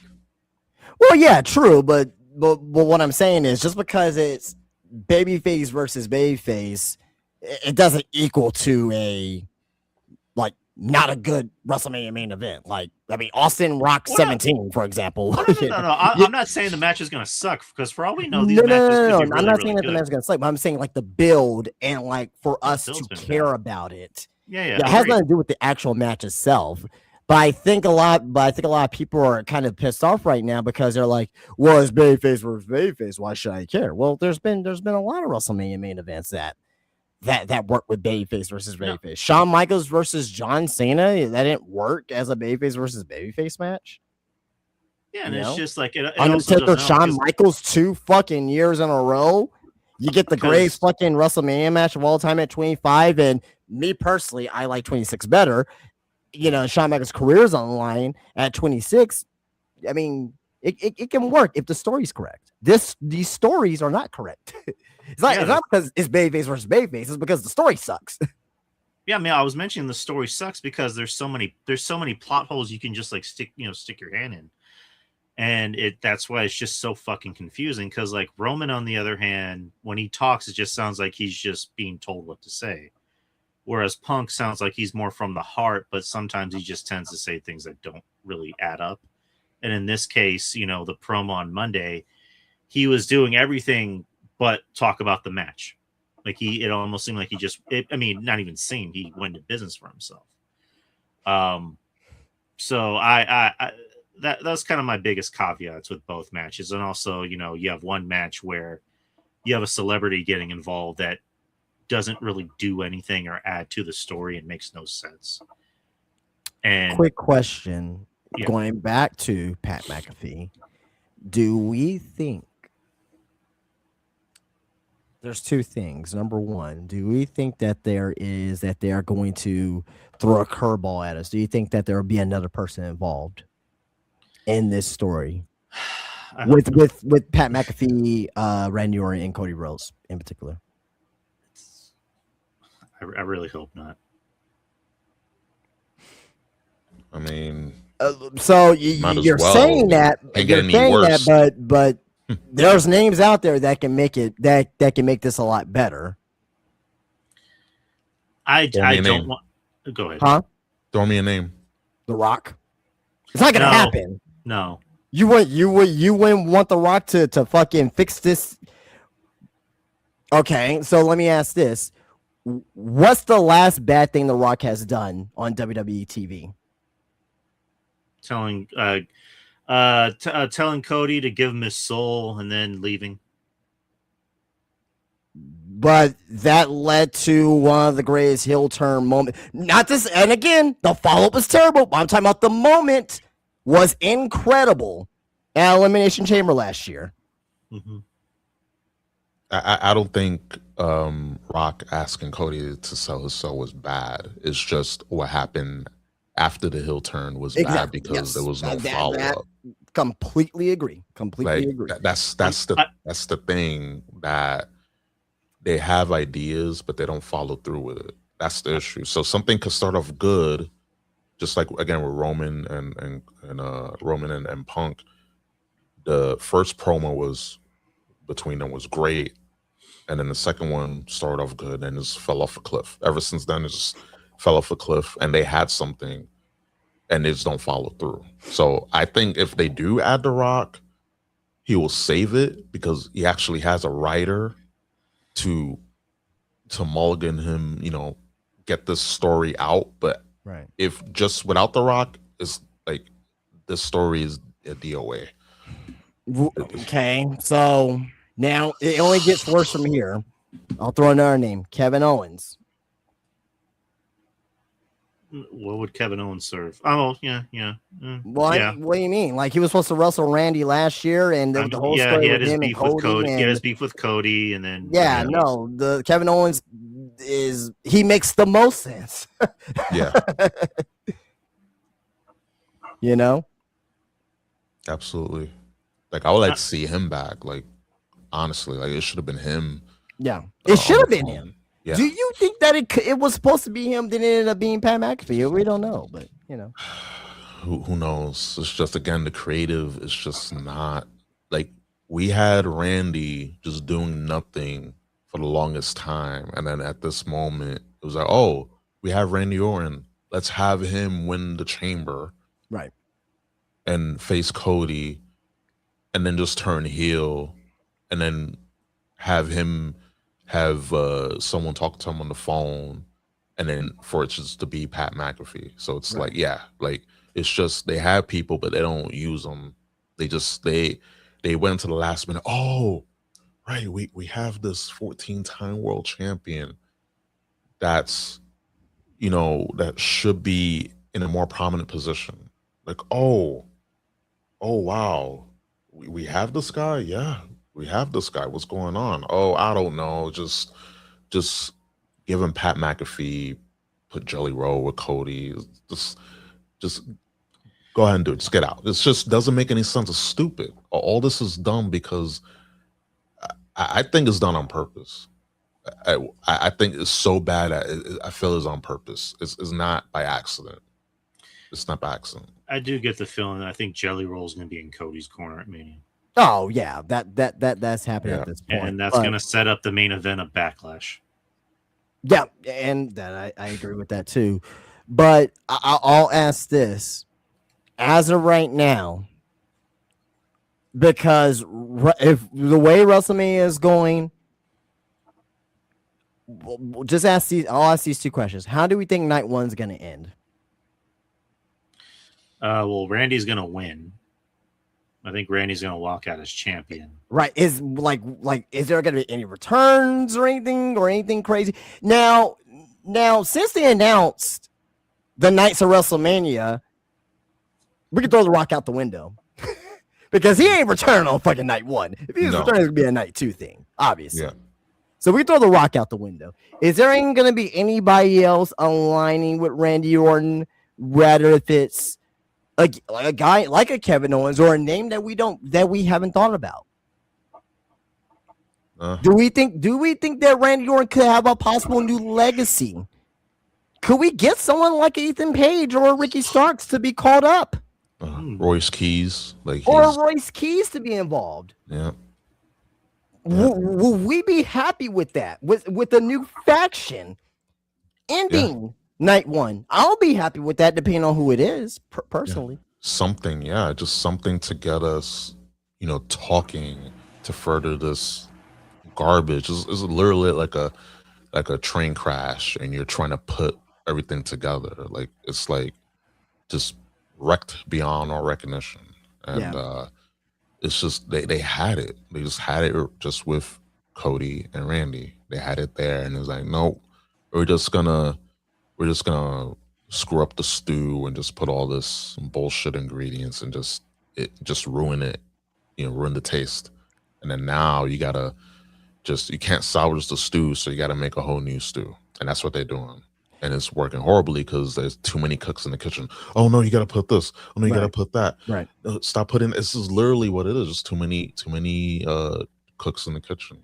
Because if it ends with just Randy winning the fucking title and we go out there, fuck off. I don't give a shit. Yeah. So second question. This is the more important question. Yeah. How is night two gonna fucking end? Just Roman winning or Punk winning, and that's it. It's gonna be a terrible ending if that's the case. Yeah, if Punk wins, night two is terrible because you're gonna have. But the funny thing is, Punk winning to me is the right decision. I don't want to see Roman as another part-time champion.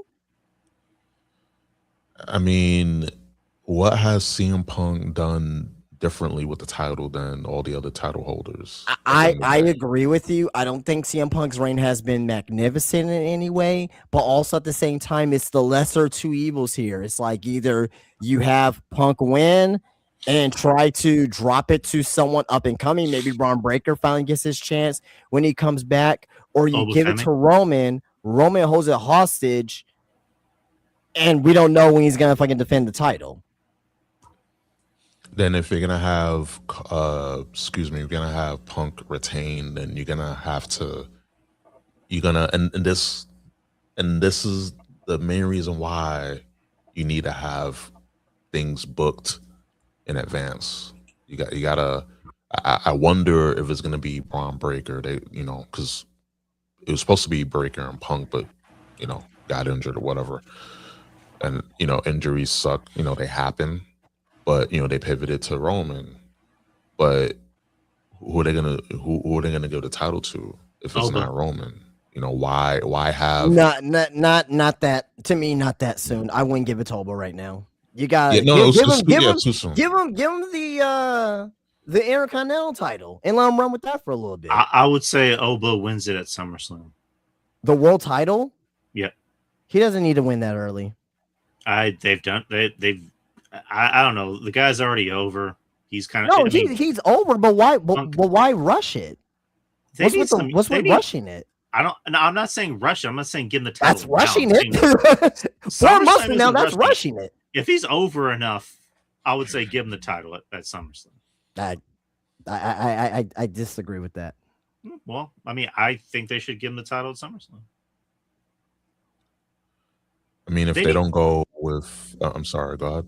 They need younger guys in these spots because, like, as much as I love Punk, Punk's almost 50. Roman's pretty much out the door pretty soon. Randy's old. You know, we don't need any more old guys on top. You know, I agree, but there's a way that you can do it and have it mean something for the long run. Just give him the title just because he's over right now. I'm agreeing, but it's just like Oba looks like something. I mean, they did it with Brock. But what I'm saying is that you had other situations too where other people are over. Then you give them the title, or they don't get the title. Guys like LA Knight. LA Knight was supposed to go after the World Heavyweight Championship, and he fluttered off, right? People who won the World Heavyweight Championship or the WWE Championship, Jey Uso, didn't do him well at the end of the day. They did the experiment, didn't do him well at the end of the day, right? So you gotta make sure that if he wins, who does he face? Who's going to take this title off of him? I just don't see. Now, next year's WrestleMania? Sure. But I don't, because I think that's enough time to build him up. I think it's enough time for him to go into the Royal Rumble, have a dominant Royal Rumble, win the Royal Rumble, and go up against a heel champion. If that's like a Braun Breaker or someone else in that echelon. But or maybe it is Roman. Would you imagine that? Would it be better for, let's say Roman wins. Let's just say Roman wins, even though I don't agree with it. And Roman holds the title to WrestleMania, then Oba beats him. That means a lot more than just Oba just winning at SummerSlam 4 months from now. I agree with that. I agree because you want to cement Oba as the next, no pun intended, the next big thing. Because I think Lesnar is going to retire. He's definitely going to retire like this year. Yeah. So you gotta do the match with. He's going to retire at SummerSlam. Yeah, he's going to have to. You need to do the match with Brock, and then I know Gunther wants to fight Lesnar. Or with this Gunther versus Oba at WrestleMania, and Oba beats Gunther. That means a lot more than just. It means a lot more than just having, Oba just win right now. You have options to put Oba over for good, but I mean, they botched Gunther again. They just botching everything because you had Gunther retire Cena, then retire AJ, and then it's supposed to be Mysterio, but Mysterio was like, I don't play like that, brother. So, question: between Oba, Trick, and Javon, who do you think becomes a champion first, or a world champion first? Well, in the order. It's Oba, Trick, then Javon, in that order for me personally. Yeah. Yep. I can see Trick winning before Oba. Oba, I would want him to win at SummerSlam. I kind of. When did you see Trick Williams win the title? Well, let me get there. With Oba, I've kind of come around to Justin's idea of like, let's not rush it, but I have a feeling they might with Oba. But I mean, I'm biased because I love Oba. Trick, I can see him maybe winning. I can see him cashing in Money in the Bank. I can see him winning Money in the Bank and cashing in.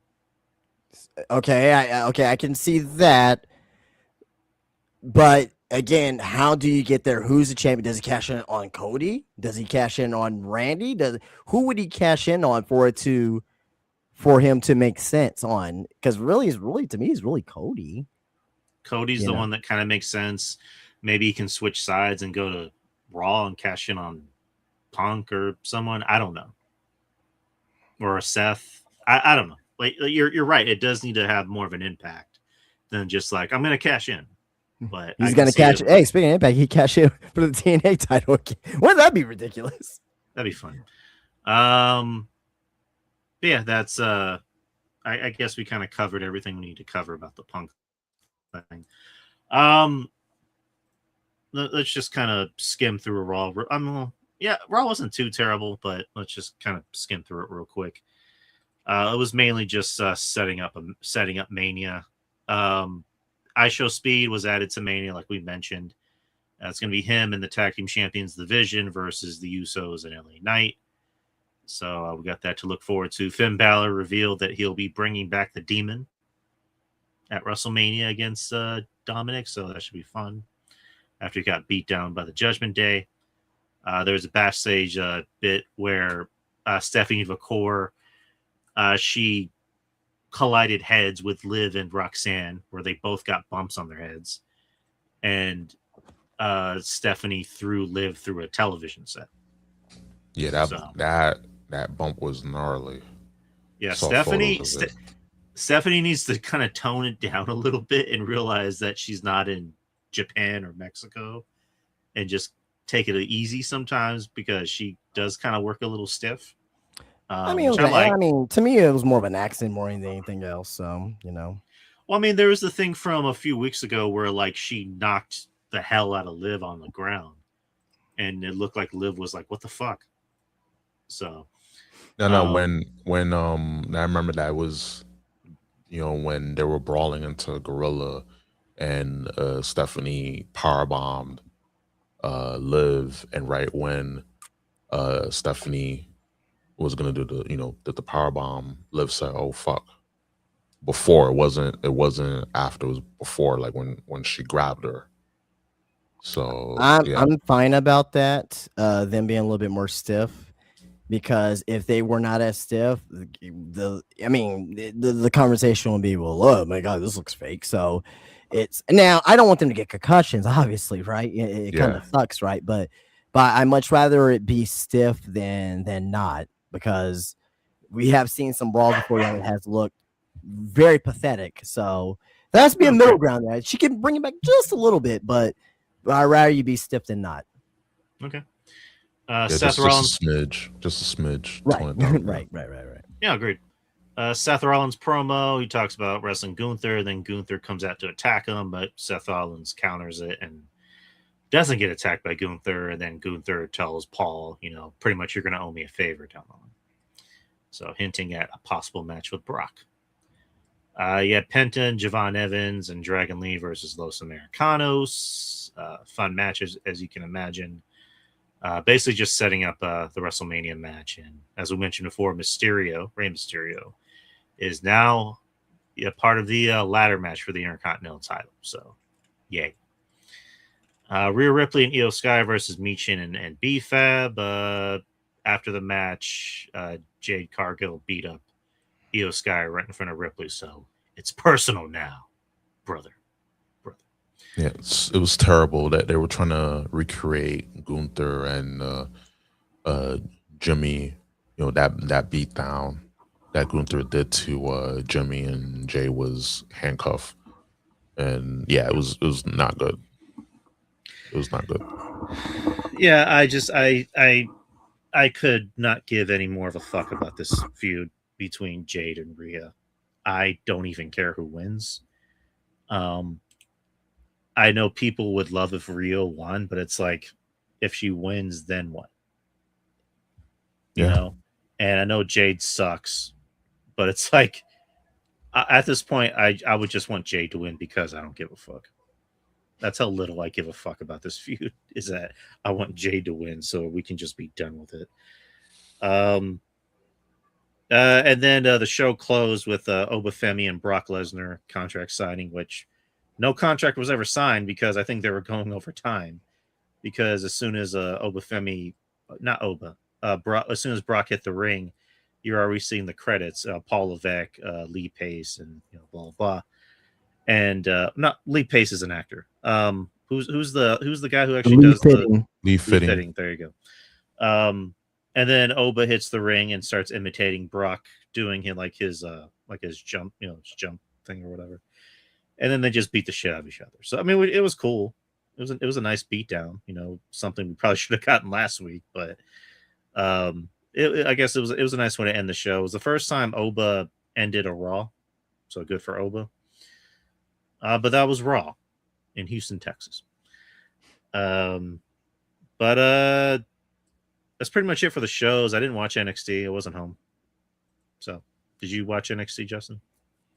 I did. It was a fine show. I mean, since we didn't watch, we really got to go over it, but I thought it was fine for what it was. They're setting up NXT Revenge for the next 2 weeks. So. See that. I know it's going to be Tony D versus Ethan Page. which Tony D became the NXT champion over the weekend at Stand Deliver.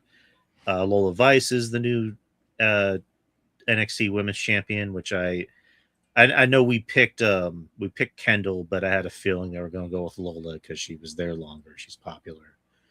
She's over. I think Kendall can get it soon. She just needs to work on promos. According to Dave Meltzer, Kendall Gray is going to be the best women's professional wrestler to ever come out of the United States. And that she is ahead of where Mercedes was at that point of her career. So, which I agree. I agree with that. Yeah, I mean, from where Mercedes was at in her career to where Kendall Gray's at right now, I think Kendall Gray's a better in-ring wrestler than what Mercedes was at that time. So, it's always shocking to hear Dave talk anything positive about WWE. And I guess of all the women you would think he would bring up, Kendall Gray. I mean, which I like Kendall. I mean, but who did I compare her to in the past? I think you might have compared her to Kurt Angle. No, basically, but I compared her to Bryan Danielson. Okay.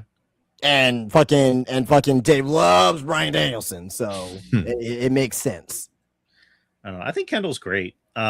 She, very, very talented. I think she's picked it up quick.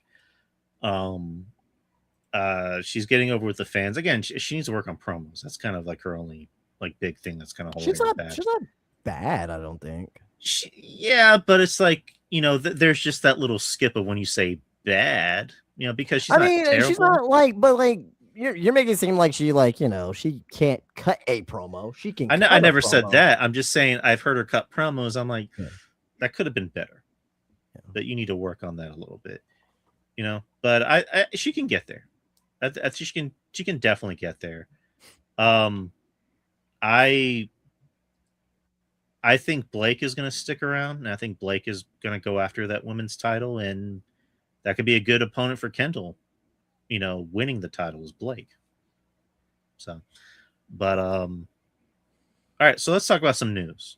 Do you want to get into news or wrestler of the week? I'll let you make that call. I mean, I don't know how much more news we have outside. I mean, I have news, but I don't know how much more news we have outside of what we already talked about. All right, so let's do wrestler of the week, and then we'll just finish up the news. Actually, you know what? Let's finish up the news and let's do wrestler of the week. So, news. You guys have any news? Oh, I thought you had news. You're set up if you had news. I mean, we basically had the same thing that we were going to talk about, like amongst each other. So, do you guys have any other news? No. At least I mean, the news I have is very minimum, but I mean, we can skip that. It's very minimum. No. Inquiring minds want to know. Oh, well, yes. All right, well, let's talk about La Catalina. Do we know who La Catalina is from CMLL? I saw the name earlier. I don't know if you remember several years back. I don't know if she was with Callisto for a couple of weeks, but remember on Grand Metalik, remember on Raw, it was like 2018, 2019, there was like that. It was one of the luchadors, and they came out with like some girl luchador in the mask. It was a very short time, but basically that's like La Catalina. She was in CMLL. She was also part of NXT way back, and she has left the company according to CMLL. And also CMLL, by the way, is going to be premiering on Fox Sports 2 soon. Nice. So that's good for CMLL. But regardless of that, she will debut in AAA this Saturday, becoming the first wrestler to move from CMLL to AAA since WWE announced the purchase last year. That's coming from Lucha Blog on that. So I'll just say from her, she is okay in the ring. She is not fantastic, but she does very much have charisma. I will say that. But the AAA women's division does need more life and blood, and I think she'll be a good part of that. Nice.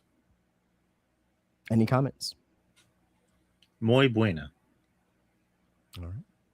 I think she'll do good in AAA, and that's her gateway into WWE.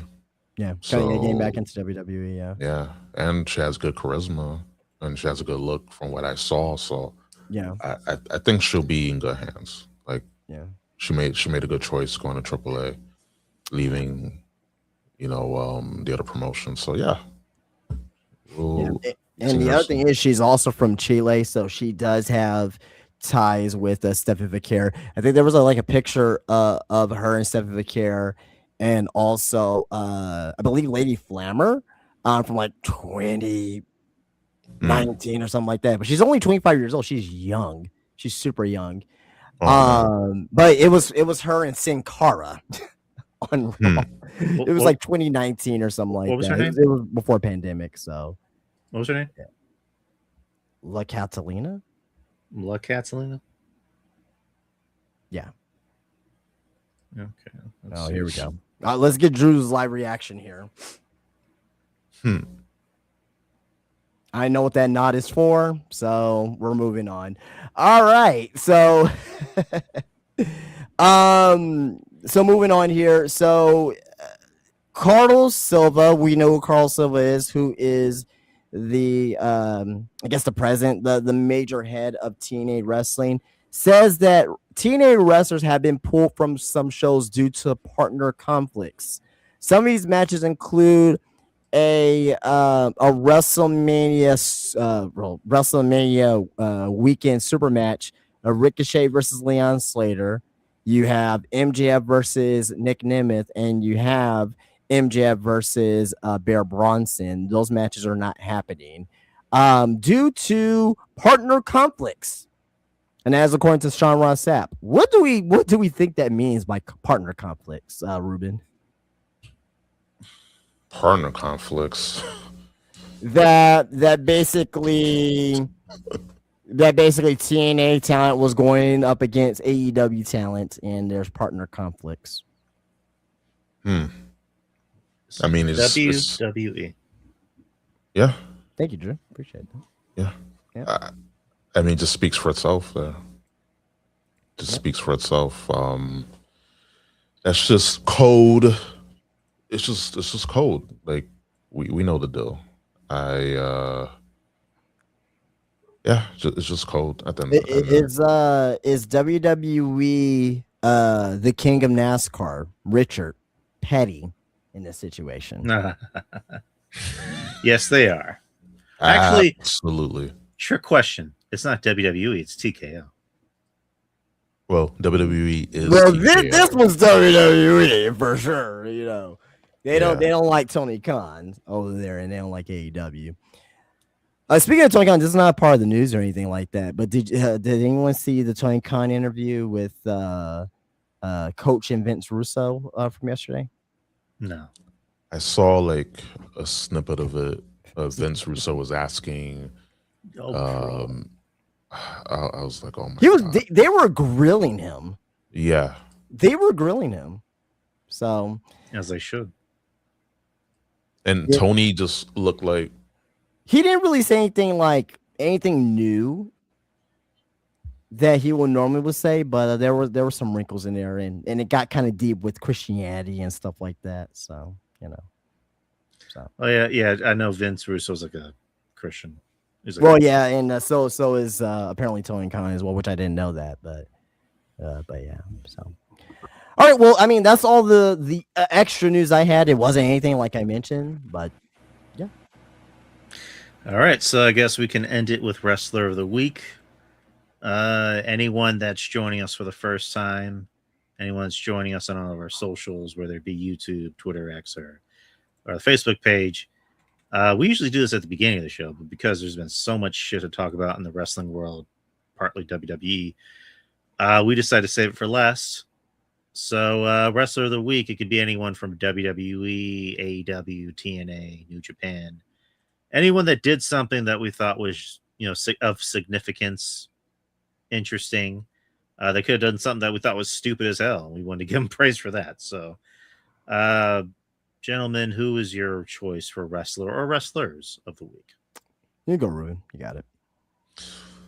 Okay, I got two. Well, originally I was gonna say I have no wrestler of the week because just everything that we had just so bad, but can't do that. That wouldn't be fair. And here we like to be fair. I actually have two. So first, I got to give it up to Tony D'Angelo. He is your new NXT champion. That Fatal Four Way was pretty dope. And by the way, NXT the PLEs are on YouTube. I was like, Yep. what? I was like, oh, okay. Just loaded up YouTube and I was watching it while I was playing Resident Evil 4. By the way, excuse me, Resident Evil 9. Started like get into it because it's been putting it off. Just busy with work. But How far are you into it so far? I'm at the second act. Oh, Like okay. nearing the end of the second act, getting into the third act. So Oh, okay. yeah. So but you're deep in it. You're deep in it. yeah. It's pretty good. But yeah, I'm proud of Tony, especially with his character change, him coming back. I remember when he was a mob boss, and people thought, oh, he's not gonna make it. He's just another Guido, and I like Tony D.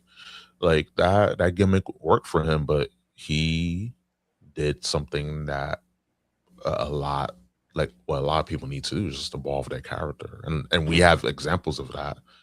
And he evolved. He came back, had this new look, and went out there, busted ass, did his thing, and he's your new uh NXT champion. I'm proud of him, and now there's so many feuds and stories that can happen based off of him winning, and I'm excited. Like a few reasons why I'm excited for NXT. And then second, since we're talking about Triple H and creative and just the suits and ties and whatnot, I got to give it up to Karen Cross because he was scoping out what was going on after the fallout of what happened on Friday, and someone reposted the promo or that shoot that he did during Mania weekend, and it was the Good Soldiers promo that he did, and it just rings true more and more. What he said that day last year's Mania, it rings true. Is that you got to be a good little soldier, and then when you do that, you get shafted, you get fired.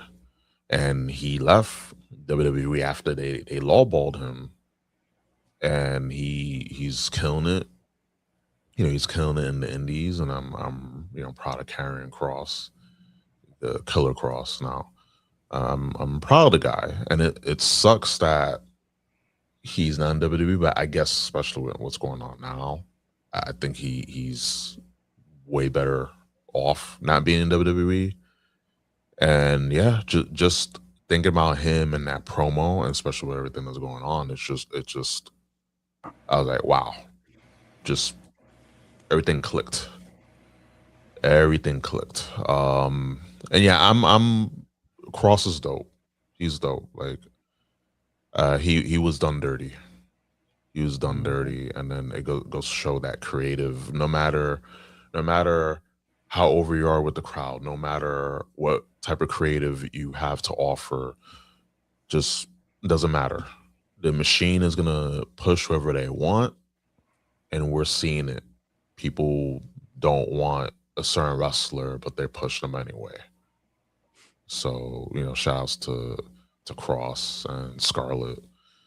They are apparent, but yeah, just those are my two wrestlers of the week. Nice. I guess I'll do mine. So Ruben picked someone from NXT. I too will pick from someone from NXT that I thought had a really, really good match at a Stand Deliver. It was my favorite match of the night, and that is my girl Tatum Paxley. I thought her and Blake had the best match of the night. I thought all the women did. They actually did a really good job. They had a great night on Takeover. I just preferred Tatum's match over Blake because Blake is starting to grow on me a little bit. It's not that I ever thought she was bad. I just wasn't all that nuts about her the way everyone else was, even when she was Mariah May. Now she's starting to grow on me a little bit. I thought Tatum is someone I've always been very, very high on.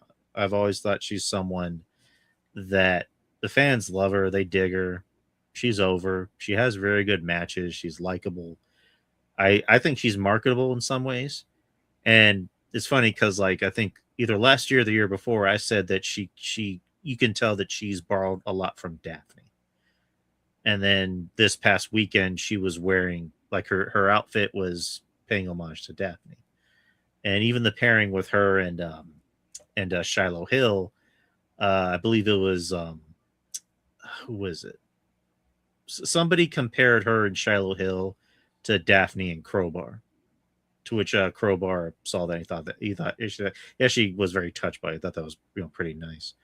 But yeah, going back to Tatum, I thought Tatum was she did a good job getting her ass whooped in the match, because there was that spot where she fell on her elbow. And she's saying, "Oh shit, my elbow," and then Blake suplexes her off the apron. You can just hear the smack, and that's the best I've seen out of Tatum in a while. She had someone really good in Blake, be that foil for her, who just Blake can get down and dirty. You kind of seen it with her. And she was able to just really bring the fight to Tatum, and Tatum, passed the test, so to speak. So, yeah, Tatum is my wrestler of the week. Nice. All right. Well, I'll close it off here. My wrestler of the week is a name that you guys probably never heard of until right now. I am going with a man who is now the New Japan ace. I'm going with a guy who is only 23 years old, and he is now the youngest IWGP World Heavyweight Champion of all time. I am going with the protege of Mr. Will Ospreay. I'm going with Mr. Callum Newman. He beat Yota Tsuji. He beat Yota Tsuji for the IWGP Championship, and he is the youngest at the age of only 23 years old.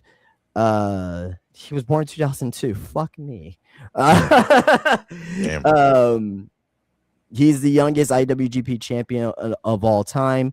Also, as well, he was on Dynamite tonight, helping Will Ospreay at the beginning of the show as well. He is very, very good in the ring. I haven't seen a ton of his matches, but I did watch his match with him and Yota Tsuji. It was a very good match, not match of the year or anything like that, but it was a very good wrestling match between the two. And he has a bright, bright future ahead of him. So yeah, with that being said, Callum Newman, he is my wrestler of the week. Good choice. Good choices, gentlemen.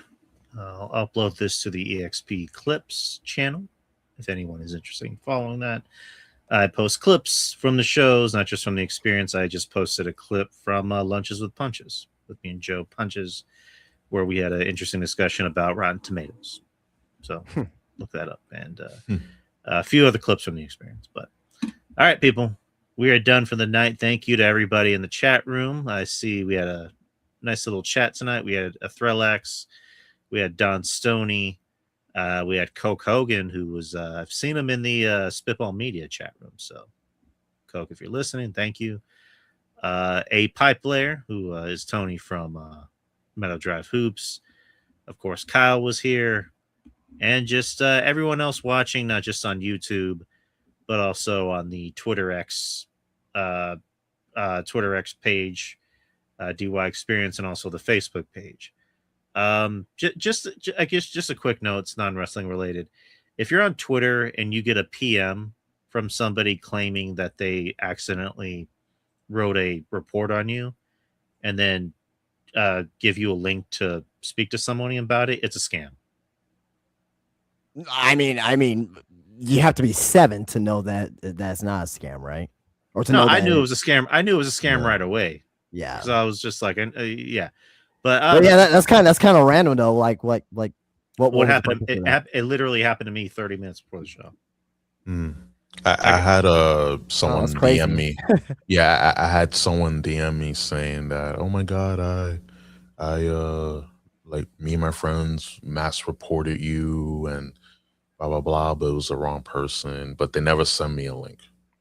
So Yeah, it's just people are strange, man. Well, People are he strange. actually he sent me a screenshot of an email that he had, and it's like, oh, I reported you, but you were the wrong person, and then blah blah blah.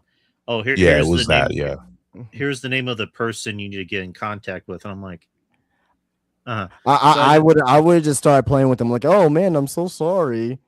yeah. Then Please, just send, please don't send do him a gift, anything. just send him a gift saying fuck off or something like that. Like, Yeah. I should have just sent a video of me just doing the Peter Quill thing from Guardians.